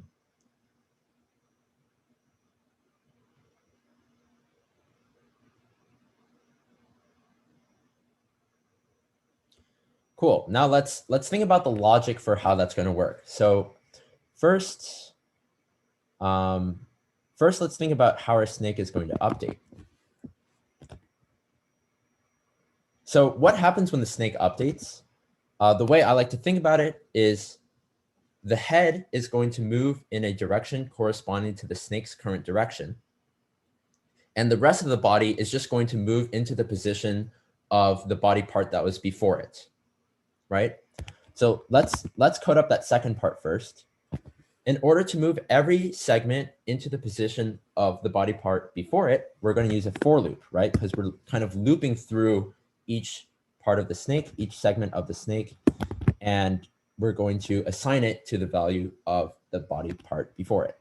So I'm going to explain the indexing that I'm using here in a second, but just try to follow along.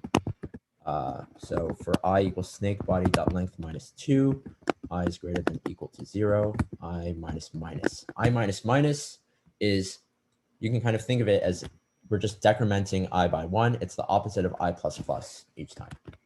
So we're going to start at snake body dot length minus 2, and then we're going to keep subtracting 1 from I until it's equal to, while it's greater than or equal to 0, we're going to keep subtracting 1 from it. And what we're going to do is we're going to assign the snake body part that at the I plus 1th index to the snake body part at the ith index. So that's going to be confusing for sure. So let's explain what's going on here. At the index snake body dot length minus 2, that's going to be the second to last element of the snake. Okay, so this here is the second to last element of the snake. So that would be this guy. And we're assigning the I plus 1th element, so the last element, to that value. And remember here, this dot, dot, dot with the brackets around it, that's going to create a shallow copy of our object. We're going to need to create copies. Otherwise, everything's going to eventually be assigned to the same object, which is not ideal. So we need to make copies each time. So what we're doing is we're starting at the second to last element. We're assigning its value into the last element. And then we're subtracting 1 from I, moving down to the third to last element, assigning its value into the second to last element, et cetera, until we reach the first element of the list, or when I equals 0, right? We're going to assign its value to the second element of the list, and then I is going to go below 0, so we're going to stop. So we just successfully shifted all of the elements of the snake down by 1, which is awesome. And now we need to move the head, right? We moved everything except for the head. Now we need to move the head. So the head is going to be the segment at the 0th index of the snake body. And how are we going to move it? Well, we're just going to have to move its x value and move its y value. And let's just have it start off by moving a positive 1 value in the y direction, just arbitrarily. Let's just have it start off like that. So let's think about what our update snake function is doing as a whole. It's looping through our snake body. It's shifting every element by 1. And then when we get to the head, we need to make it into this new, we need to move it into a new location corresponding to whatever direction the snake's moving. So we're just going to say, yep, our snake's always moving with positive 1 in the y direction. So let's just always, for now, right, we'll change that later. But for now, let's just have it move at positive 1 in the y direction.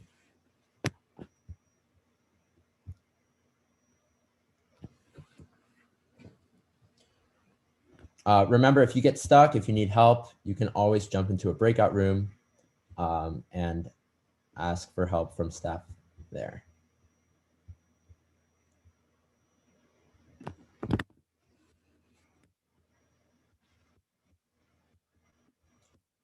And remember, like at the start, we're going to be doing a lot of coding together, but towards the end, as you get more and more comfortable with JavaScript, we'll have sections where you can try stuff yourself. Okay, so that should be the update snake function. Let's talk about how we're going to draw our snake. So the way we're going to draw our snake is we're going to create a div for each segment of the snake and then render that on the screen.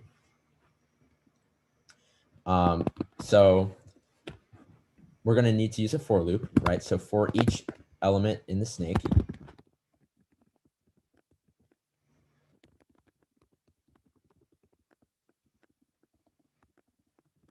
for each element of the snake, we're going to define that segment to be the object corresponding to that element. So we're looping through the snake array, and we're going to look at the segment corresponding to that index, and we're going to draw it. How are we going to draw it? Well, first, we're going to need to make a div for that element. So if you remember from the JavaScript lecture this morning, we can do a document.create element.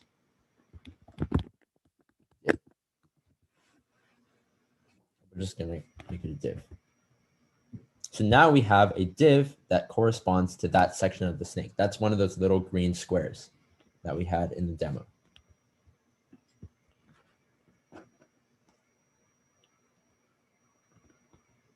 And now let's modify our snake element. The specifics of the syntax and all this stuff, you don't really have to worry about it. Just make sure you understand what's going on at a high level. So conceptually, what are we doing? So we're setting its row to the X value, setting its column to the Y value.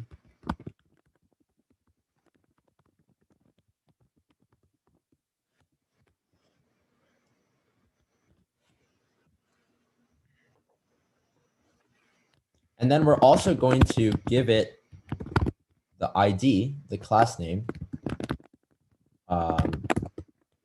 snake, so that it inherits the snake CSS in the styles.css file. So if we look here real quick, we see there's some CSS to make anything that has the snake class name lime colored. So that's what's going to make it lime. So we need to give it the snake label. List, not last, sorry.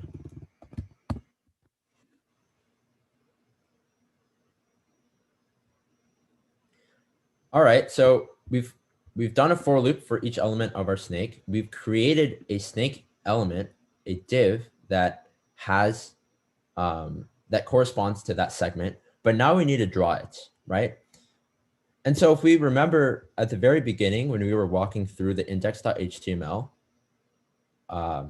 there was an element called game board, right? There's an div with ID game board.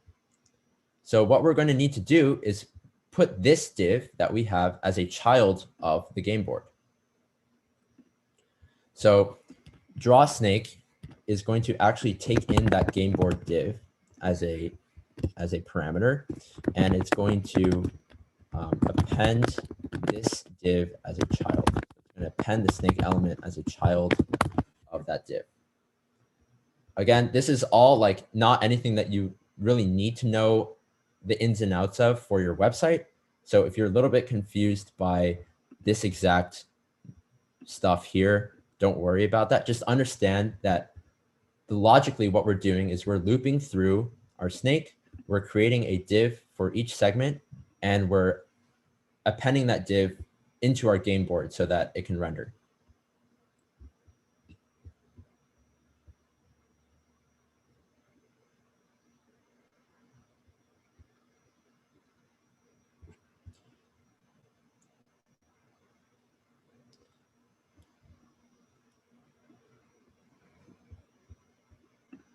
Give some time for questions.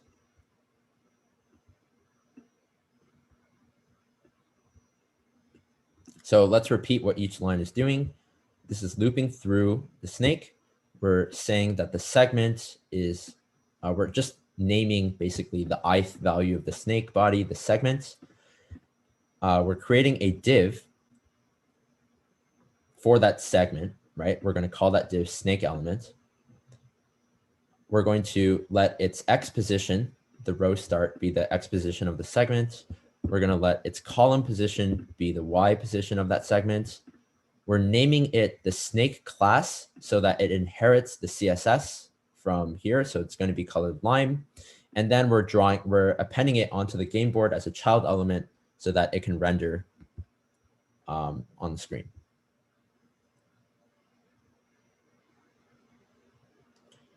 Game board has not been defined yet. We're going to do that next. So game board is just going to be a parameter that drawSnake takes in so that we can access it, but we need to define game board somewhere where we call drawSnake. And let's think about it. Well, where do we call drawSnake? We call it in game.js. So in game.js, we need to define game board. That's going to be a document.get element by ID.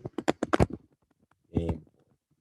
So remember document.get element by ID.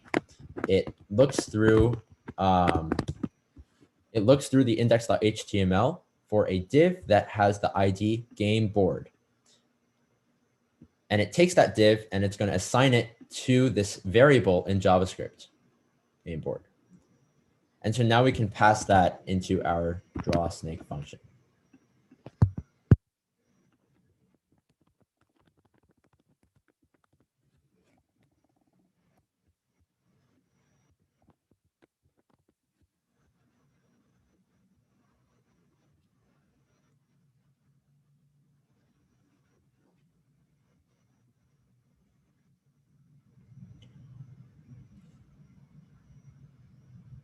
All right.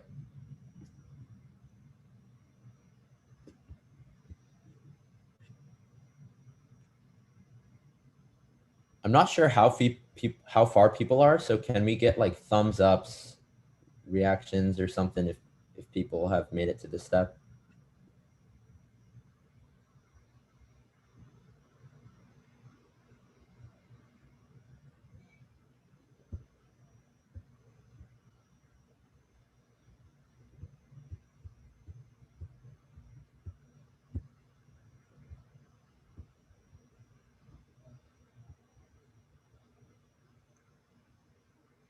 Okay, I see a couple. We'll give people a bit more time to catch up.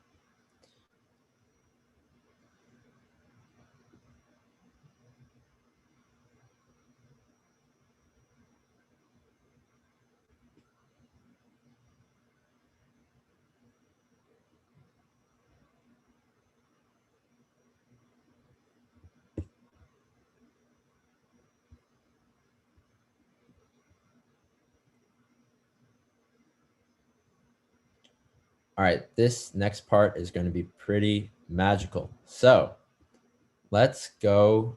For those of you who've caught up to this step, if you go to your console, or sorry, your browser, and you refresh, you should start to see some stuff happening.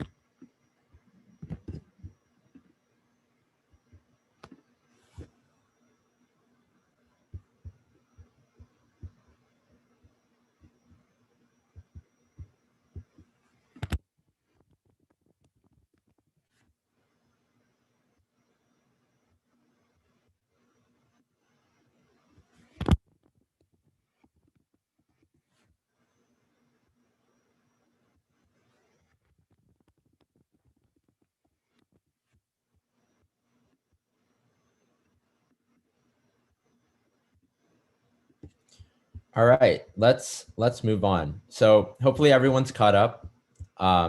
So just to recap, we have a game that updates 5 times per second as determined by the snake speed. Every time we want to update the game, so every time we reach that threshold amount of time, we're going to call update, which updates the snake and then draws the snake using the game board. And update snake is just shifting the elements of the snake by 1, and it's moving the head. And then draw snake is creating a new div for each segment of the snake and then drawing it on the game board. And so if we go back and refresh, we can see that there's a few things that are happening here. Some are good, some are bad. Let's go over the good first. So the good thing that's happening is we have some green squares that are showing up, which is great. We love that. One bad thing, what's a bad thing that someone sees?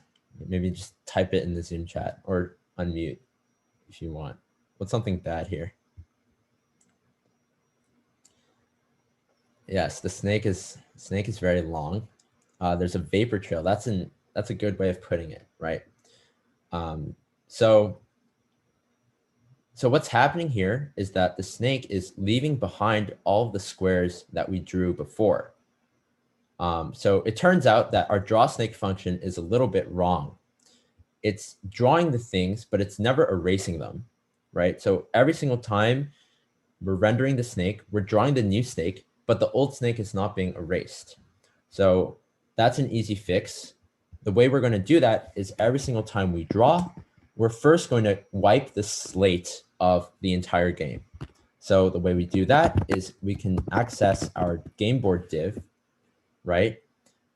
So game board is the div that represents this whole black box, and we can set its entire inner HTML to an empty string. And what that's going to do is it's going to wipe away all of the child elements that we drew before. It's going to wipe everything to black, and then the new snake is going to render. So if we do that, we save and refresh. Now we have a happy little green snake that's rolling off to the right. So good thing there. What else is wrong? What else is wrong about this game? Can't control the snake. Good. We're going to do that next. The game doesn't end. It's good. We're going to do that. Out of bounds.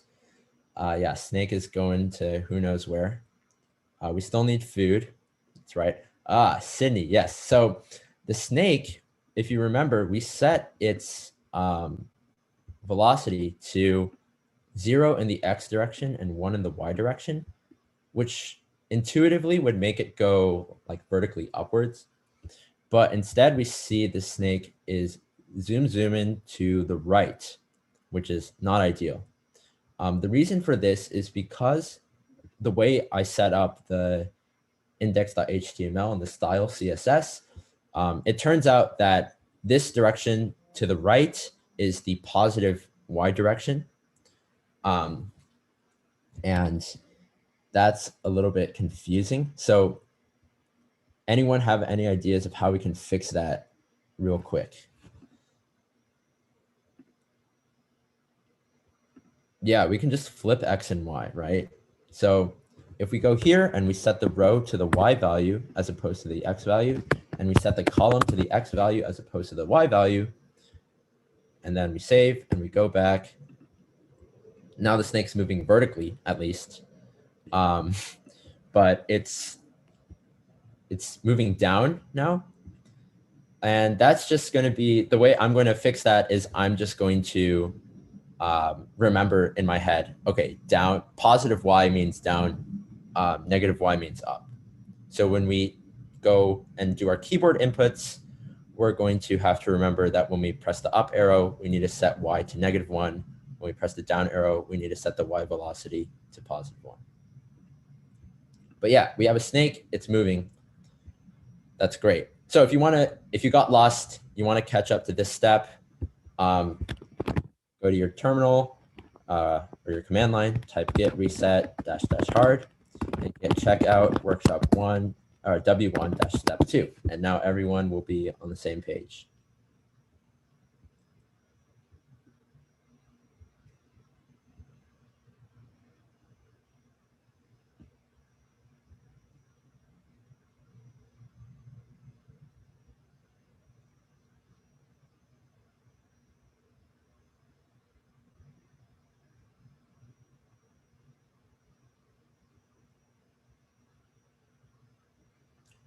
All right. So after everyone's typed git reset dash dash hard, git checkout workshop 1 or W1 dash step 2. Everyone should be caught up to the same points. And in this step, we're going to work on the inputs. So we're going to add event listeners that will listen for keyboard input, and it will be able to control the snake. So let's do that. Let's open input.js.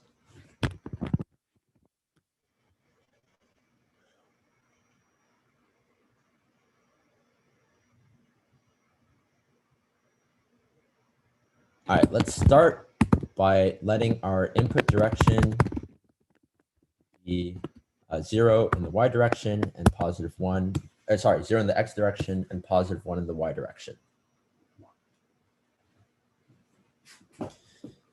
And then we're going to write a function that gives us the input direction so that instead of naively moving 0 in the x direction and 1 in the y direction every time, we can instead return the input direction whenever we call this function, so that in snake.js, when we want to figure out what direction we're going, we can just call this and get the direction that we're moving at the current time.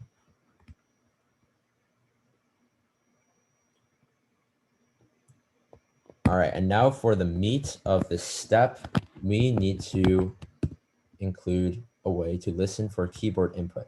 So window, if you remember, controls the whole screen of our page. So if we add an event listener to that, and specifically we listen for the key down events, we can take that and apply a callback function to that event.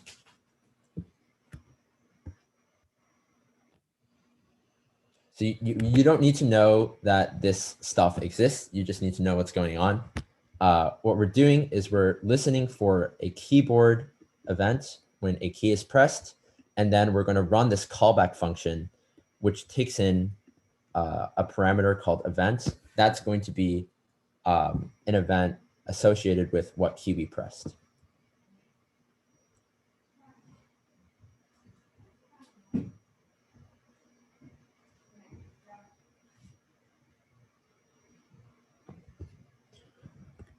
All right, and what's the logic here? What do we want this function to do?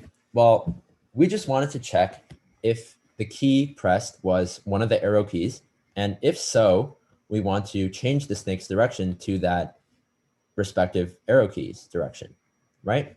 So now we just need to write this big if-else statement. So if the event's key was the arrow down key,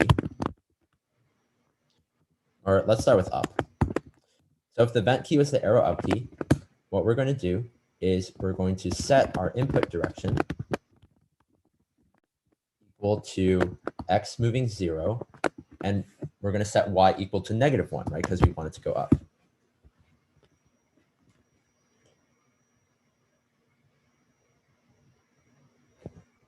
That's pretty straightforward, but that's not the only thing we care about. Otherwise, so else if the event key was the down key, so if the arrow that we pressed was the down key, then we want to set the input direction to y +1, x 0.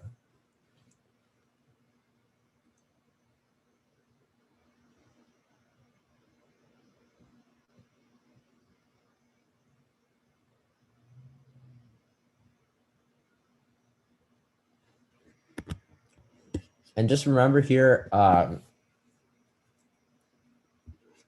X and Y were swapped before, and the way we fixed that was by assigning the row to Y and the column to X. But we did not fix the Y value being plus or minus 1.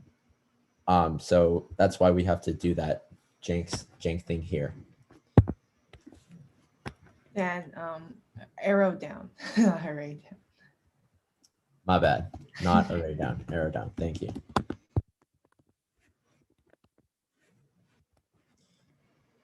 And then we can do the same for right and arrow left. So let me just code that up real quick. And then, you know, definitely, if you're lost, ask for help. There's a help view.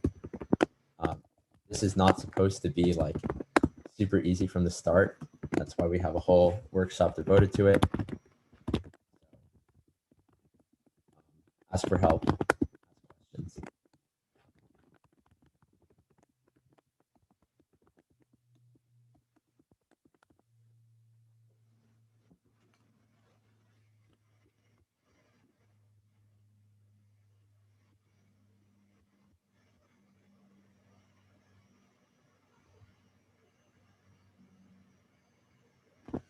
And once you've gotten to this step, we need to do one more thing, but make sure you catch up here. Just try to follow along.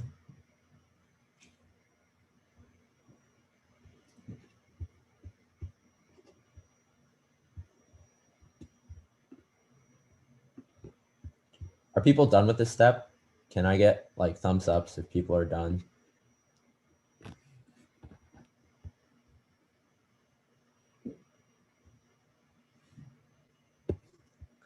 It's like 5 people at the top of the Zoom are saying yes, and then everyone else is just absolutely silent.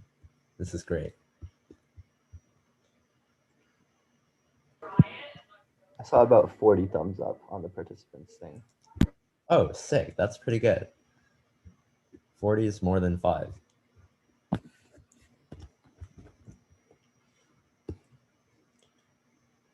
So as a reminder, what we're doing in this step is we're basically, instead of just defaulting our snake to moving in 0 in the X direction and 1 in the Y direction, we are adding a way for us to interact with the keyboard with this window add event listener. And we're just checking if the key was an up arrow, we're going to set the snake direction to go up. If it was a down arrow, we're going to set it to go down. If it was a right arrow, we're going to set it to go right. And then left is left. And so now that we have our input direction, if we go back to our snake.js, instead of naively updating it by 0 and 1, instead we let snake direction equal get direction, right? So we call the function in order to retrieve our input direction. Then we can update our snake by the X velocity of that snake's direction and update the Y by the Y velocity. And for those of you who made it this far, once you do this, you can go to your browser and refresh, and you should be able to control the snake and move it around the board.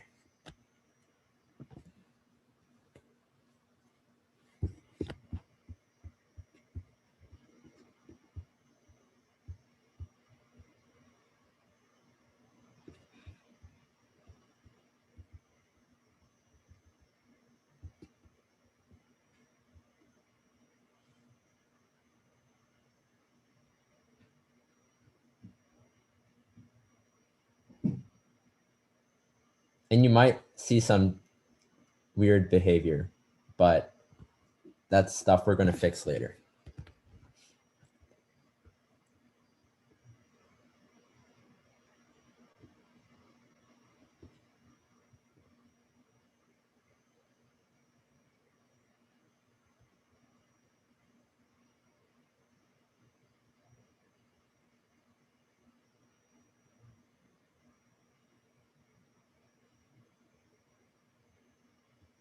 All right, let's demo what's going on here. So we have the snake, it's moving around. I can press my arrow keys and make it move wherever, which is pretty cool.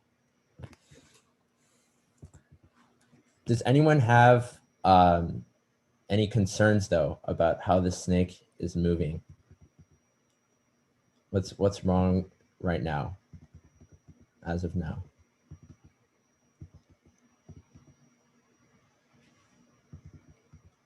Yep, so it can fly off the grid still, and it'll loop around because of how some array indexing logic works, but we can fix that later.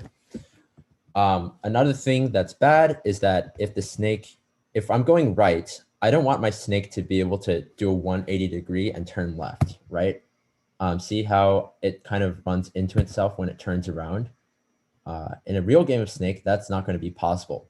You should only be allowed to make 90-degree turns.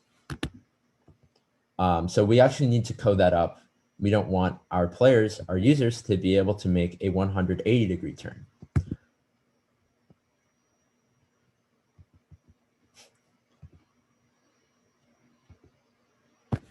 All right, so let's think about how we're going to do that.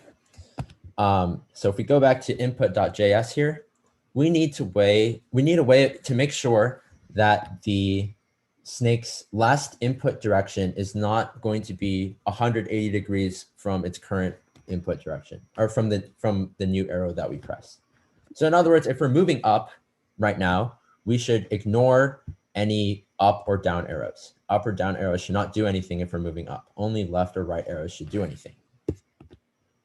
And if you just think about that logically, that should kind of tell you how you're going to code it, right? So if the arrow key that we press would make it move in an input direction that is parallel to its previous input direction, ignore it.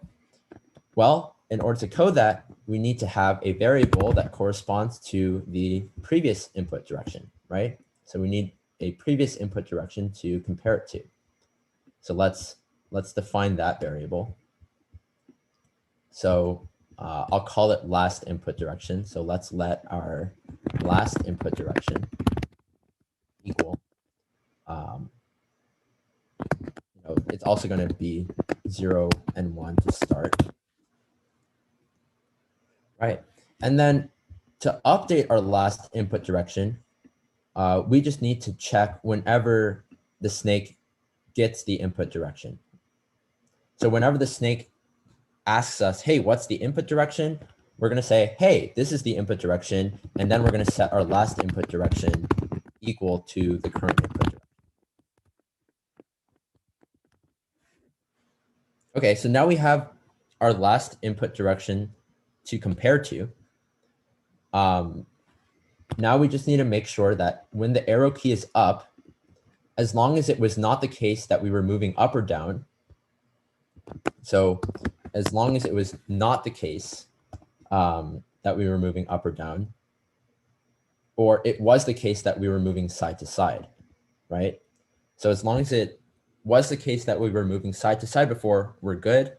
Otherwise, we should ignore that and not do anything.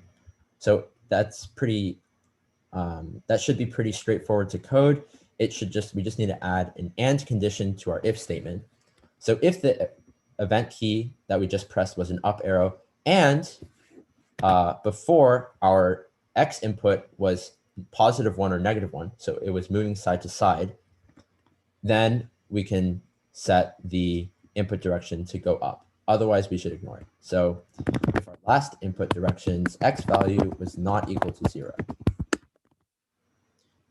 then we should allow it. Otherwise, if it was equal to 0 before, so if the X direction was 0, that means that we were already moving up or down, which means we should ignore this input.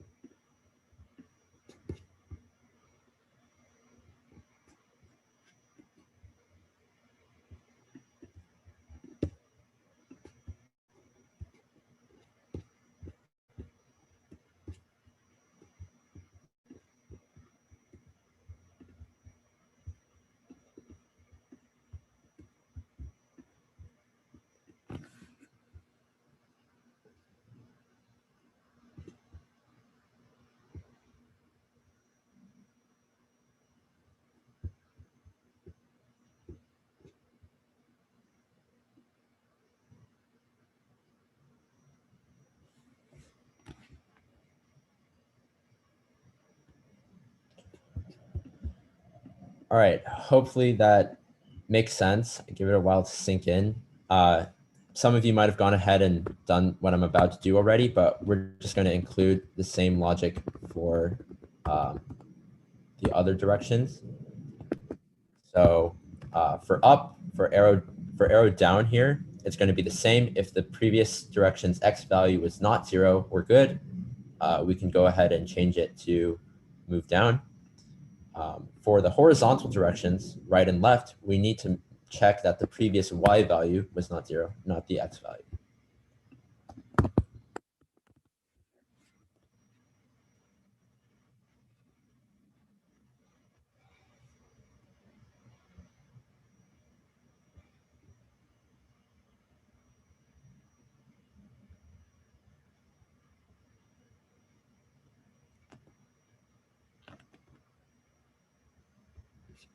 And now if we go back and refresh, we can see that our snake cannot run into itself anymore. So if I'm going down, even if I press the up or the down arrows, it's not going to be able to run back into itself, which is pretty awesome.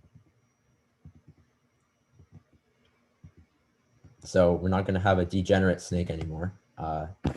It's always going to be running around, but there's still a few things we need to add, right? So we still need to add food. We still need to add a check to make sure that the snake does not die, or if the snake died. So let's do that. So for the next step, we're going to do get reset -- hard again. That's going to get rid of all of our changes. And then we're going to check out to step 3. And that's going to give everything back that we just had.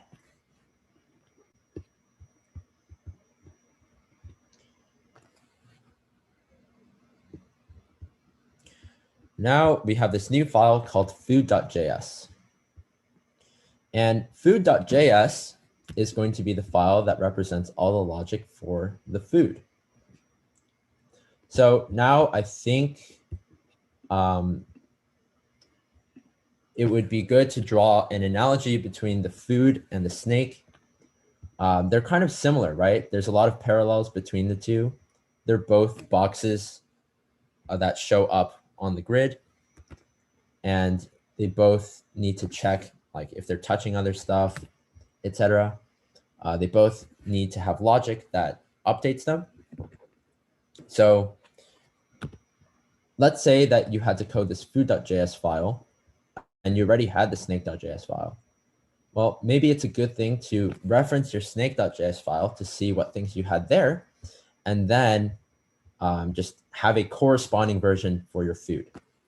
So I think now is a good time to use the breakout rooms. So just join a random breakout room and then try to create a food file that has a position for the food, some pseudocode. It doesn't have to be real code, just pseudocode that updates the food, right? So some logic, some things that you would need to check for every time you're rendering to add the food, for what to do with the food. And then as well as a draw function for the food that should look very similar to the draw function for the snake. All right. So why don't you guys go ahead, join the breakout rooms, try to work on this for 10, 15 Hey, as minutes. an interjection, basically, if you guys check Piazza or email, we sent out a breakout room form. So either if you signed up, join the one you signed up for, else join one of the ones that people didn't sign up for. And if you need help, just insert yourself on web.lab.2/q. Yeah, what Claire said. So, you can click the breakout room button at the bottom of your Zoom and just join a room. It doesn't matter which one you join, or you can stay here and work here. But if you want to work with your friends, or if you want us to come help you, definitely use the breakout rooms for that.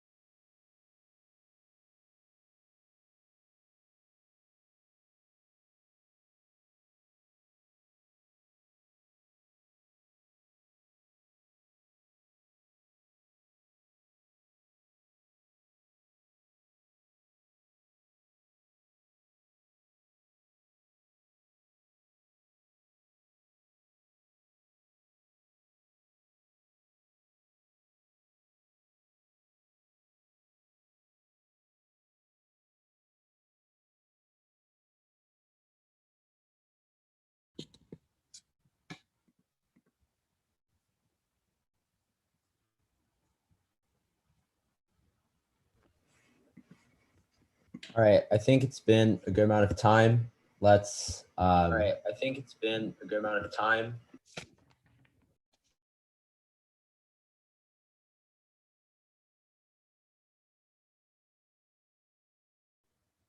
Let's all try to get back and see what's up here. So I asked you guys to go and implement food.js with the hint that it was very similar to snake.js. I was hoping that you would just kind of pattern match and do what you did before. It turns out that pattern matching is like, it's basically all that JavaScript is. You just try to find something similar to what you're trying to do and then copy it. So first thing that we're going to need to do is let's go to our food.js, and I'm literally just going to copy my snake function or snake file and just paste it into my food file, my food.js. All right, and now I'm going to change some stuff. So instead of a snake body, we just want to have a single food object. Let's get rid of all of that junk. Right, we just want to have a single food object. We can have it start, I guess it's bad if it starts in directly in the middle, right? Because then it would start on top of the snake, which might get a little bit confusing. So what I'm going to do instead is I'm going to have it start at, say, 518, something like that. Seems pretty reasonable. All right, have my food. One thing that I'm going to do that you guys probably didn't do, and it's totally fine, is I'm going to have an expansion rate. That's just how much longer the snake is going to get every single time it eats a piece of food. We can just have that be 1. For update, instead of update snake, this should be update food. And then what I'm going to do here. So what needs to happen for update food? Well, actually nothing for the most part. Usually nothing's going to happen for update food. The food is going to stay exactly where it is as long as the snake is not touching it. But if the snake is touching it, so if the snake is eating the food, let's just function on snake. So if the snake's body is overlapping with where the food is, then what I want to do is I want to update the food by moving it to a new position. So we want to move the food position, and we want to increase the length of the. Okay, so that's what update food's going to look like. And for draw food, instead of a for loop, there's not like a whole bunch of food pieces. There's just one. So we can get rid of this for loop.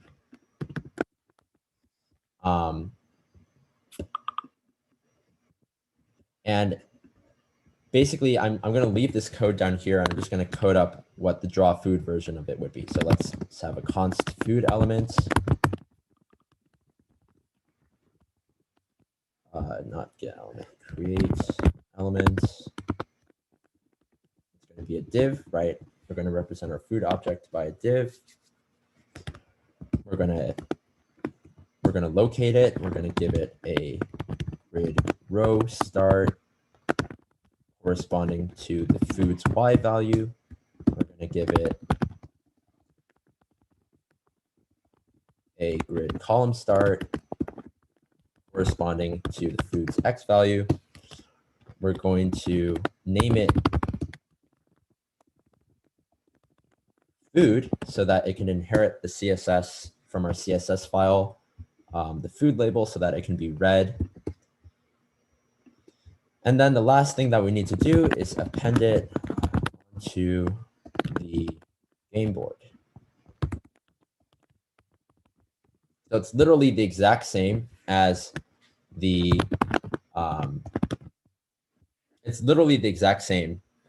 snake element except now it's the food, right? We just translated everything over. So that should be it for draw food. Now we need to think about how we're going to update the food. Actually, let's first make sure that draw food works. So let me comment out my update food. Let's have it do nothing. And then here in our game, we're going to update the food every time we update, as well as draw the food every time we update.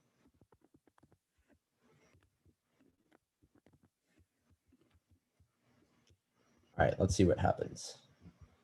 All right, so there's a piece of food that we've drawn on the game board, right? So all we did there was we just copied the exact same code that we used in JavaScript for draw snake, and we instead repurposed it for drawing the food.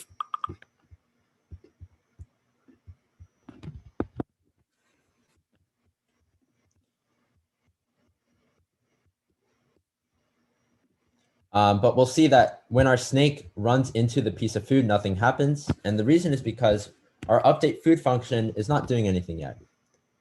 So in this next part, we're going to code update food together. Okay. And like I said before, what does update food need to do? It needs to check if the snake is overlapping with the food piece. And if it is, we're going to increase the length of the snake by 1. And we're also going to move the food position. Let's punt on this move the food to a new place for now.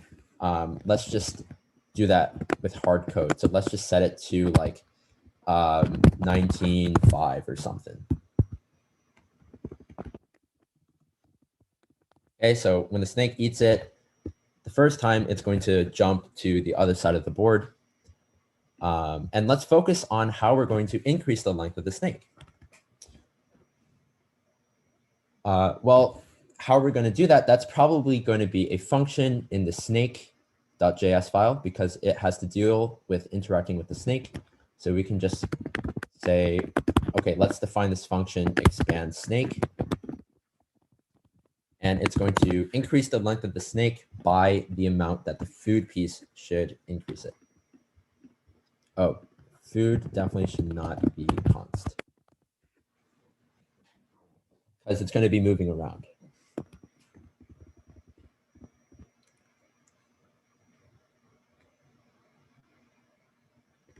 Okay.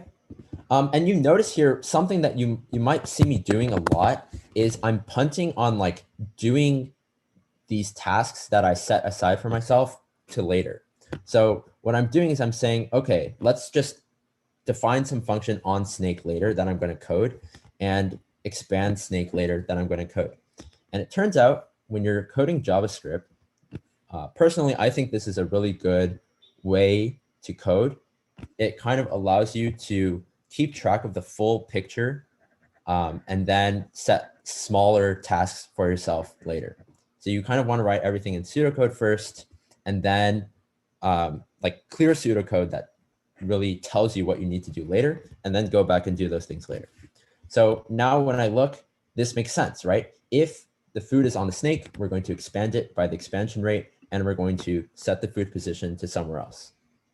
So all I need to do now is code a function that checks whether a piece of food is on the snake, and also code a function that will expand the snake by some set amount. So let's go to snake.js and do that together. So I'm going to scroll to the bottom, define a function on snake that takes in a position and returns a Boolean, let's just say true for now, of whether or not that position is on the snake. All right, but it's not always going to return true. We actually need to code up the logic for this. So what does that logic look like? Maybe if you took some time, you could figure it out for yourself, but I think we're just going to rush through this section together. We're going to use a for loop, right? So we're going to check for each segment.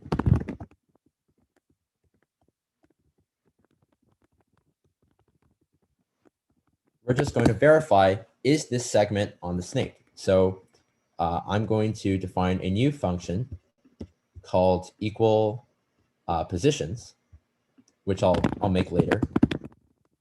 Another example of punting on work, but we're gonna say, hey, are these positions equal? The position of the segment, which is the ith element of the snake body, and the position that we were passed in, which would be the food position, right? So are these equal? So if they are equal, then the food is on the snake, right? There is a segment of the snake that has the same position as the food, so we should return true.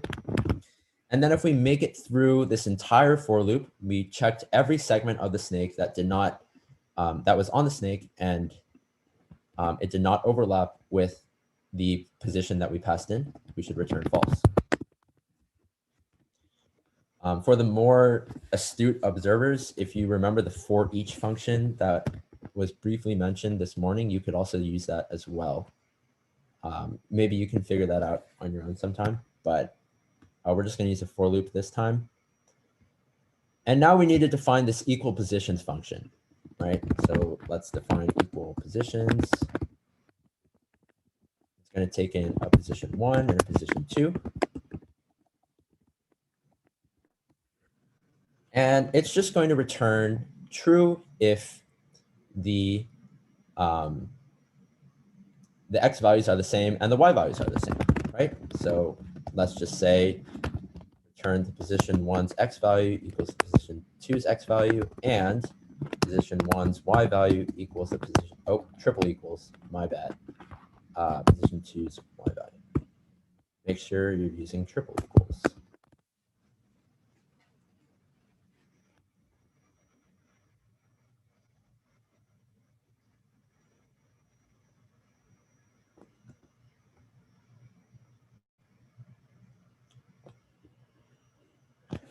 All right, so quick summary. We just went to our snake.js file to code some functions that were relevant to our snake. The first one checks if a given position is on the snake by looping through each segment of the snake. And then the second function was just a helper function for the onSnake function. So onSnake seems to be good. The other function that we wanted was the expand snake function. That's going to be an interesting one. So expand snake is going to take in an expansion amount, right? And it's going to expand the snake by that many elements. And let's think about what expanding the snake is doing. All we're doing is we're appending elements onto the end of the snake's body. And those elements should just be copies of the last segment in the snake. So we should just pile up some elements onto the end of the snake. So for let I equals 0, I is less than amount, I plus plus. So for each value of amount, so if amount's 2, we're going to do this twice. We're just going to push, which is analogous to append in Python, right? We're going to push or append a copy of the last element of the snake body.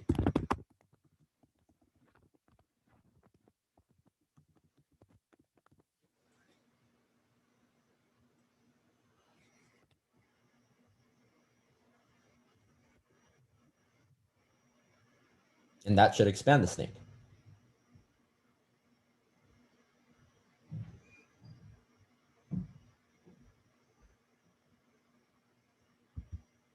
So to summarize what this is doing one more time, for each amount that we're going to expand by, this is going to be 1 for our purposes. So this for loop is only going to run once. But if you wanted to expand 3 times, it would loop through 3 times. And what it would do is it would add a copy of the last element onto the end of the snake's tail so that the snake grows in length. Hopefully you're seeing how JavaScript is handling all of the logic for your website at this point. It's kind of HTML and CSS are responsible for organizing and showing everything, but JavaScript is where all of the logic is being handled. And so if we've all caught up here and we go back to our game board and we refresh, now when we overlap with this piece of food, boom, we got longer by 1, and it reappeared at 519 or 19.5 or wherever I had it reappear to.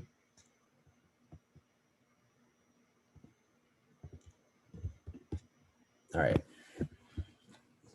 And remember, that's because now every time we update the game, we're not just updating the snake, we're also updating the food in the same way. So we're always updating the snake and the food, and then we're drawing the snake and the food where they need to go. Some of you might have noticed an interesting occurrence at this point. So when you eat the first piece of food, and now you go hunt down the second piece, your snake is going to exhibit some strange behavior. Namely, it's just going to keep getting longer and longer and longer. And it's just this, it's a snake that's really long. And the question is why? Why is it doing this? Why is it just getting so arbitrarily long? And I'll give you a second to think about it, right? So just think about what we're doing in our JavaScript code. What's the logic that we're executing? And if we read through this a couple of times, we'll see that in our update food function, the condition is if the snake is on the food, it's going to expand the snake, and the food is going to go to this position, 19.5. And so since when the snake passed through 19.5, it was on 19.5, it ate the food, it got longer, and then the food got put on 19.5 again, and it ate the food again, and it got longer again. So it's always perpetually eating the same piece of food that is on the snake's body. That's no good, right? So luckily, this is a pretty easy problem to fix. Instead of hard coding the food to always appear at this location that's on the snake, we're going to have the food appear at a random position that is not on the snake. All right, so we're going to get rid of this hard-coded junk, and we're going to replace it with a function that we're going to define later that's going to give us a random food position that is not on the snake.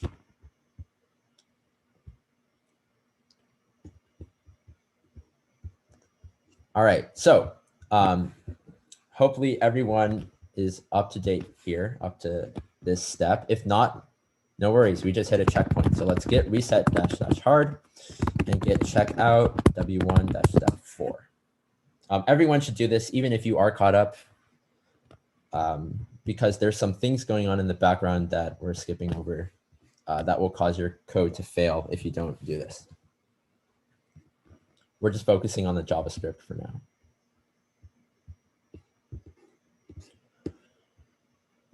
Alrighty, so once everyone's done that, get reset -- hard and get checkout w1 - step 4. We're on step 4 now. We should see that we've defined this get random food position down here, and it's returning 15,5, which is not good. We want it to actually return a random food position. So let's think about that. How is that logic going to work? What we need to do is, let's think about it in pseudocode. What we're going to do is generate a new random position grid, and then while that position is on the snake, we need to regenerate until we get a position that's not on the snake. Okay, so while the position is on the snake, we're going to re-roll until we get something that's not on the snake, and then we're going to return that position. Okay. So let's do that. We're going to define a function later called random grid position, which gives us a random grid position. Okay, so let's say let our new food position equal random grid position, while new food position is while the new food position is on the snake, which luckily we have a function that does that already, right? We have a function that checks if a position is on the snake. So we can just reuse that here. So while this new food position that we generated is on the snake, we're going to try again. So we're going to set it to a new random grid position. And this while loop is going to keep running until new food position gets set to a random grid position that's not on the snake. And we can return that as our answer.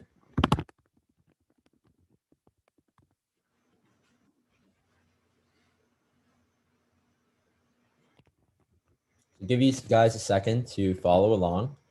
The important thing here is just really driving in this point that JavaScript is what's handling all of the logic for updating our website state. So whenever we want our website to do something, we want to use JavaScript to do that.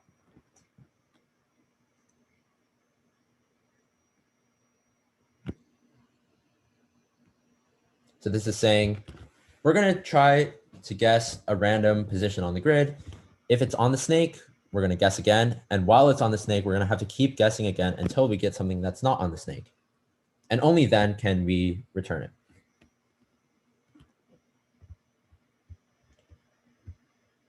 Okay, and now we can go to this new file that we created called grid.js, because random grid position is something that should be defined in the grid.js file, right? It's related to the grid.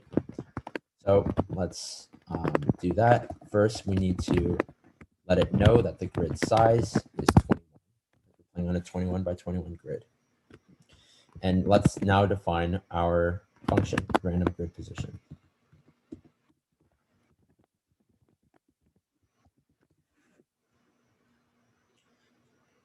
And how is random grid position going to work? Well, this is a pretty neat trick that might be useful for some of you who are going to use random numbers in your website. We're going to want to generate a random number from 1 to 21, because that's going to be the index on the grid. Those are going to be the coordinates.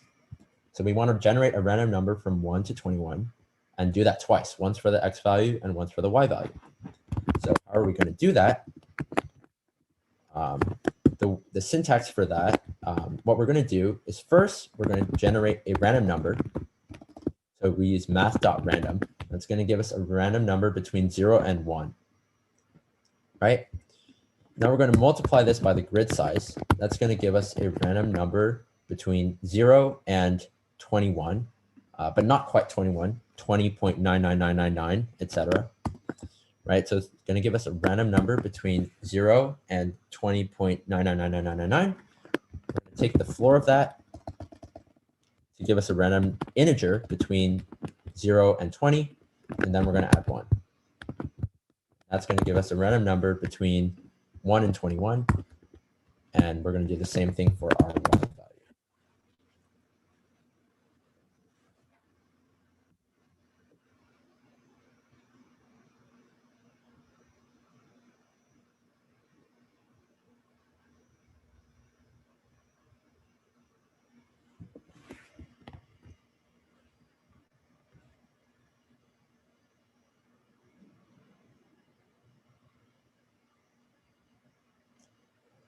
Alrighty, let's see what happens when we refresh. So when we refresh our game, we're going to see that the food is not going to always appear in this corner. It's going to appear at a random location every time we eat it. And furthermore, that location is guaranteed to not be on the snake. So we won't have those issues of an infinitely long snake anymore, which is awesome. The key thing to notice here, I guess 2 tricks. First, we learned the trick where you can get a random number. And also we learned that you can kind of reuse functions that you've already created in JavaScript.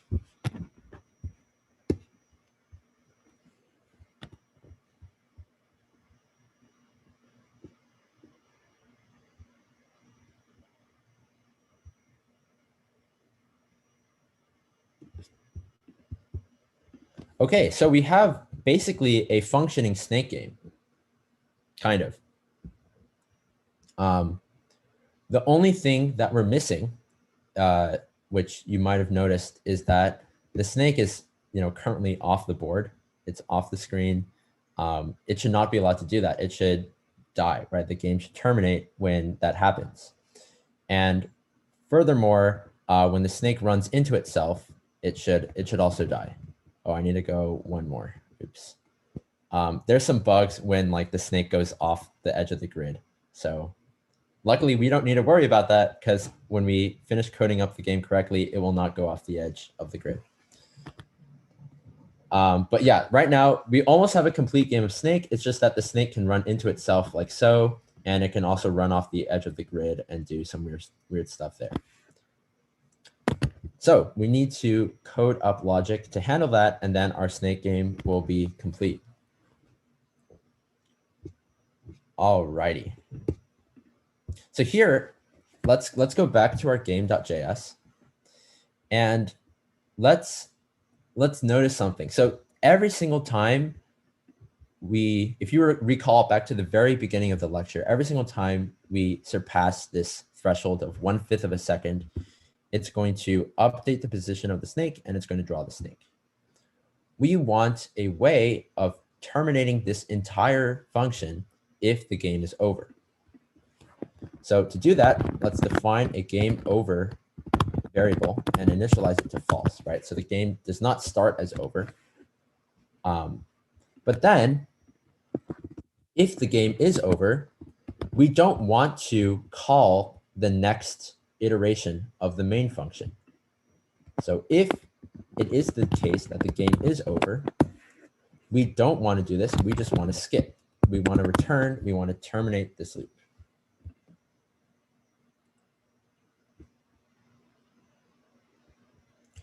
And now let's code up some logic for figuring out when the game is over. So how should we check that? Probably in our update function. Every time we update the state of the game, we should check to see, hey, is the game over? So every time we update, let's call is game over. So we can set game over equal to is game, or something like that.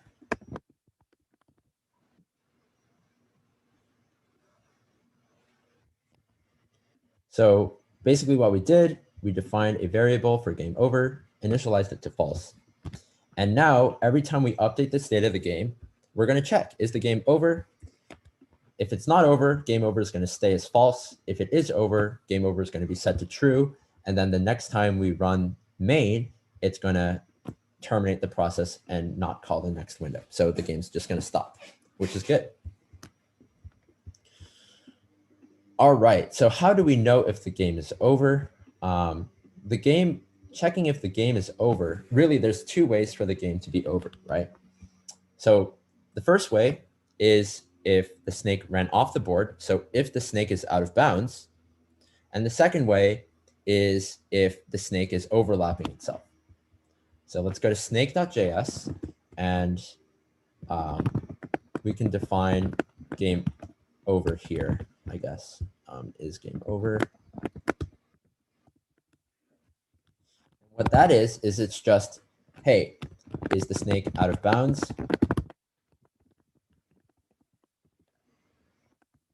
Or is the snake intersecting itself?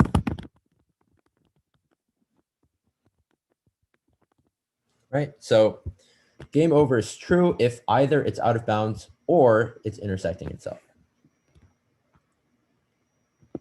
All right, so far so good. Now we just need to write functions for those two cases.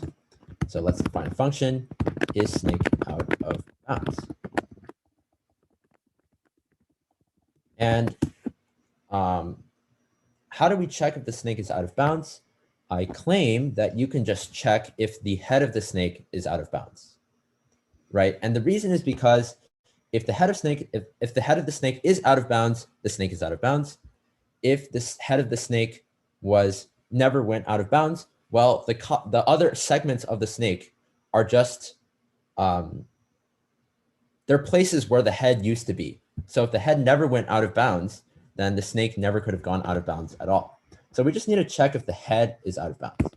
So let's define a function, and we can just say is out of bounds, and we can call that on the snake, oh, just is out of bounds. And we can call that on the snake's head, which is the 0th index of the snake body.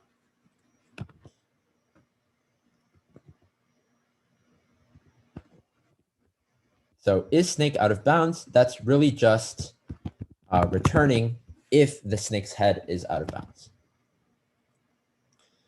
And now let's define is out of bounds. That's probably something that's going to go well in our grid.js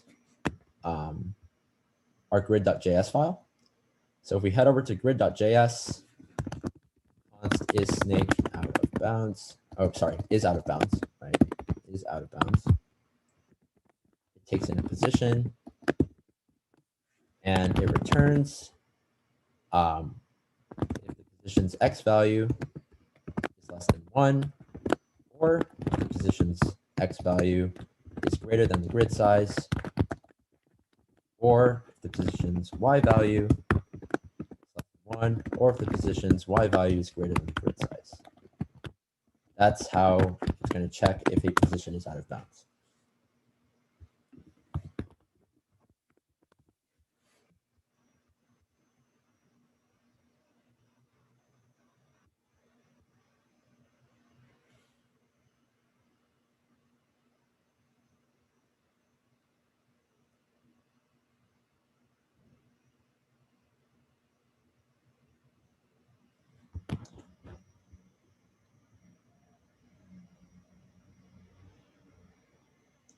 Alrighty, so I think that should be good for checking if the snake is out of bounds. The last thing we need to do is to check if the snake is intersecting itself.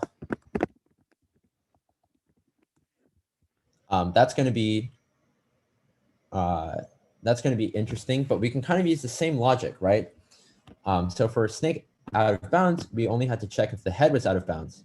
It turns out for checking if the snake is intersecting itself, you only have to check if the head of the snake is intersecting itself, because that's when the head kind of runs into the body.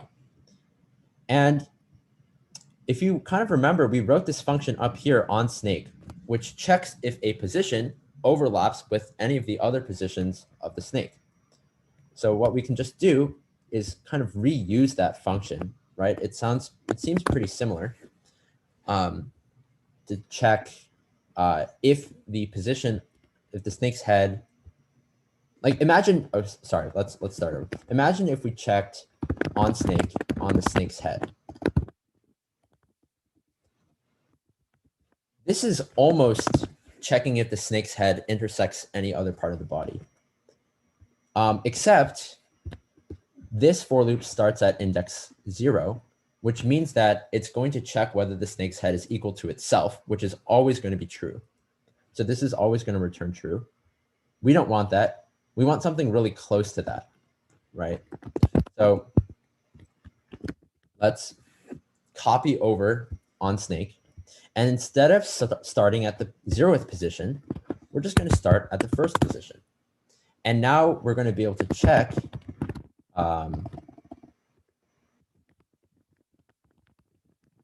if the snake's head overlaps with any other part of the body.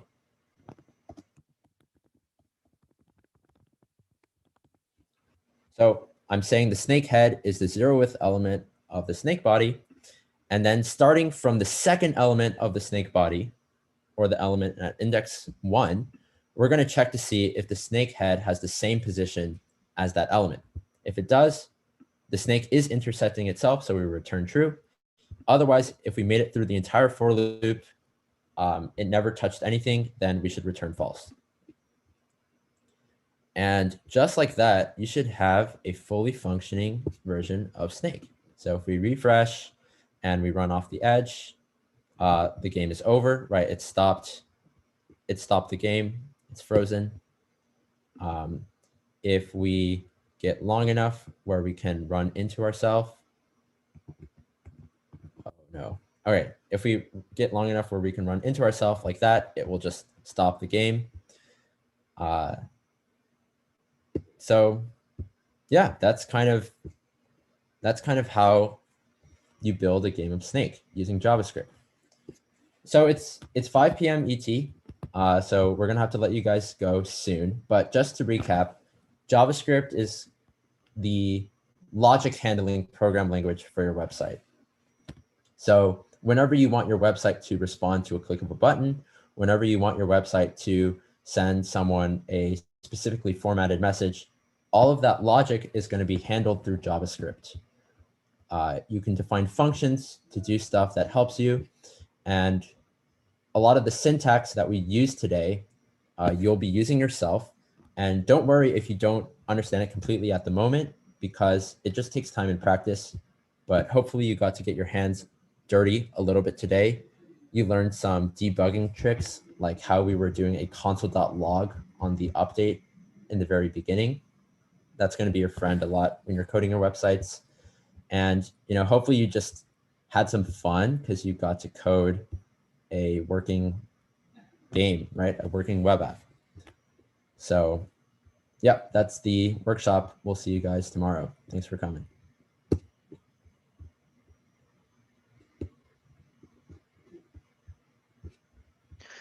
Yeah, Denson, you want to tell us what your VS Code color scheme is, or color palette is? A lot of people are asking. My color palette, it's the Spacemax color palette. I think it's some, let's see, Spacemax. Maybe it was Emax? I don't know. I think it's Spacemax. I'll type in the. Basically, here I can link it in the daily recap that we're going to send out soon. Spacemax. Yes. Your age thing gives me anxiety.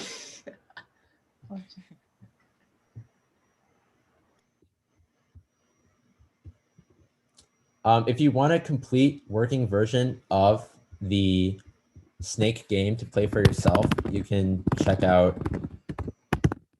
workshop W1-complete, like so. And if you do that and then go to your browser and refresh, it'll be a game of Snake that you can just like play for fun.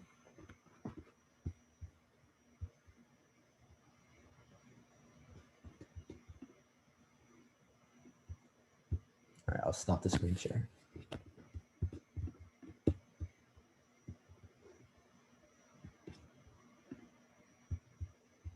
Thank you.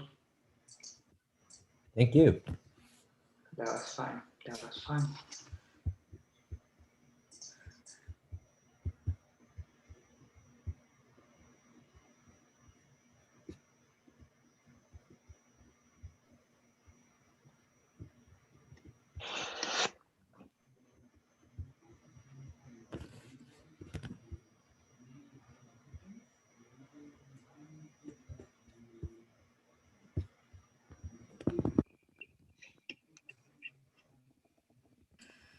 I just learned that if you instinctively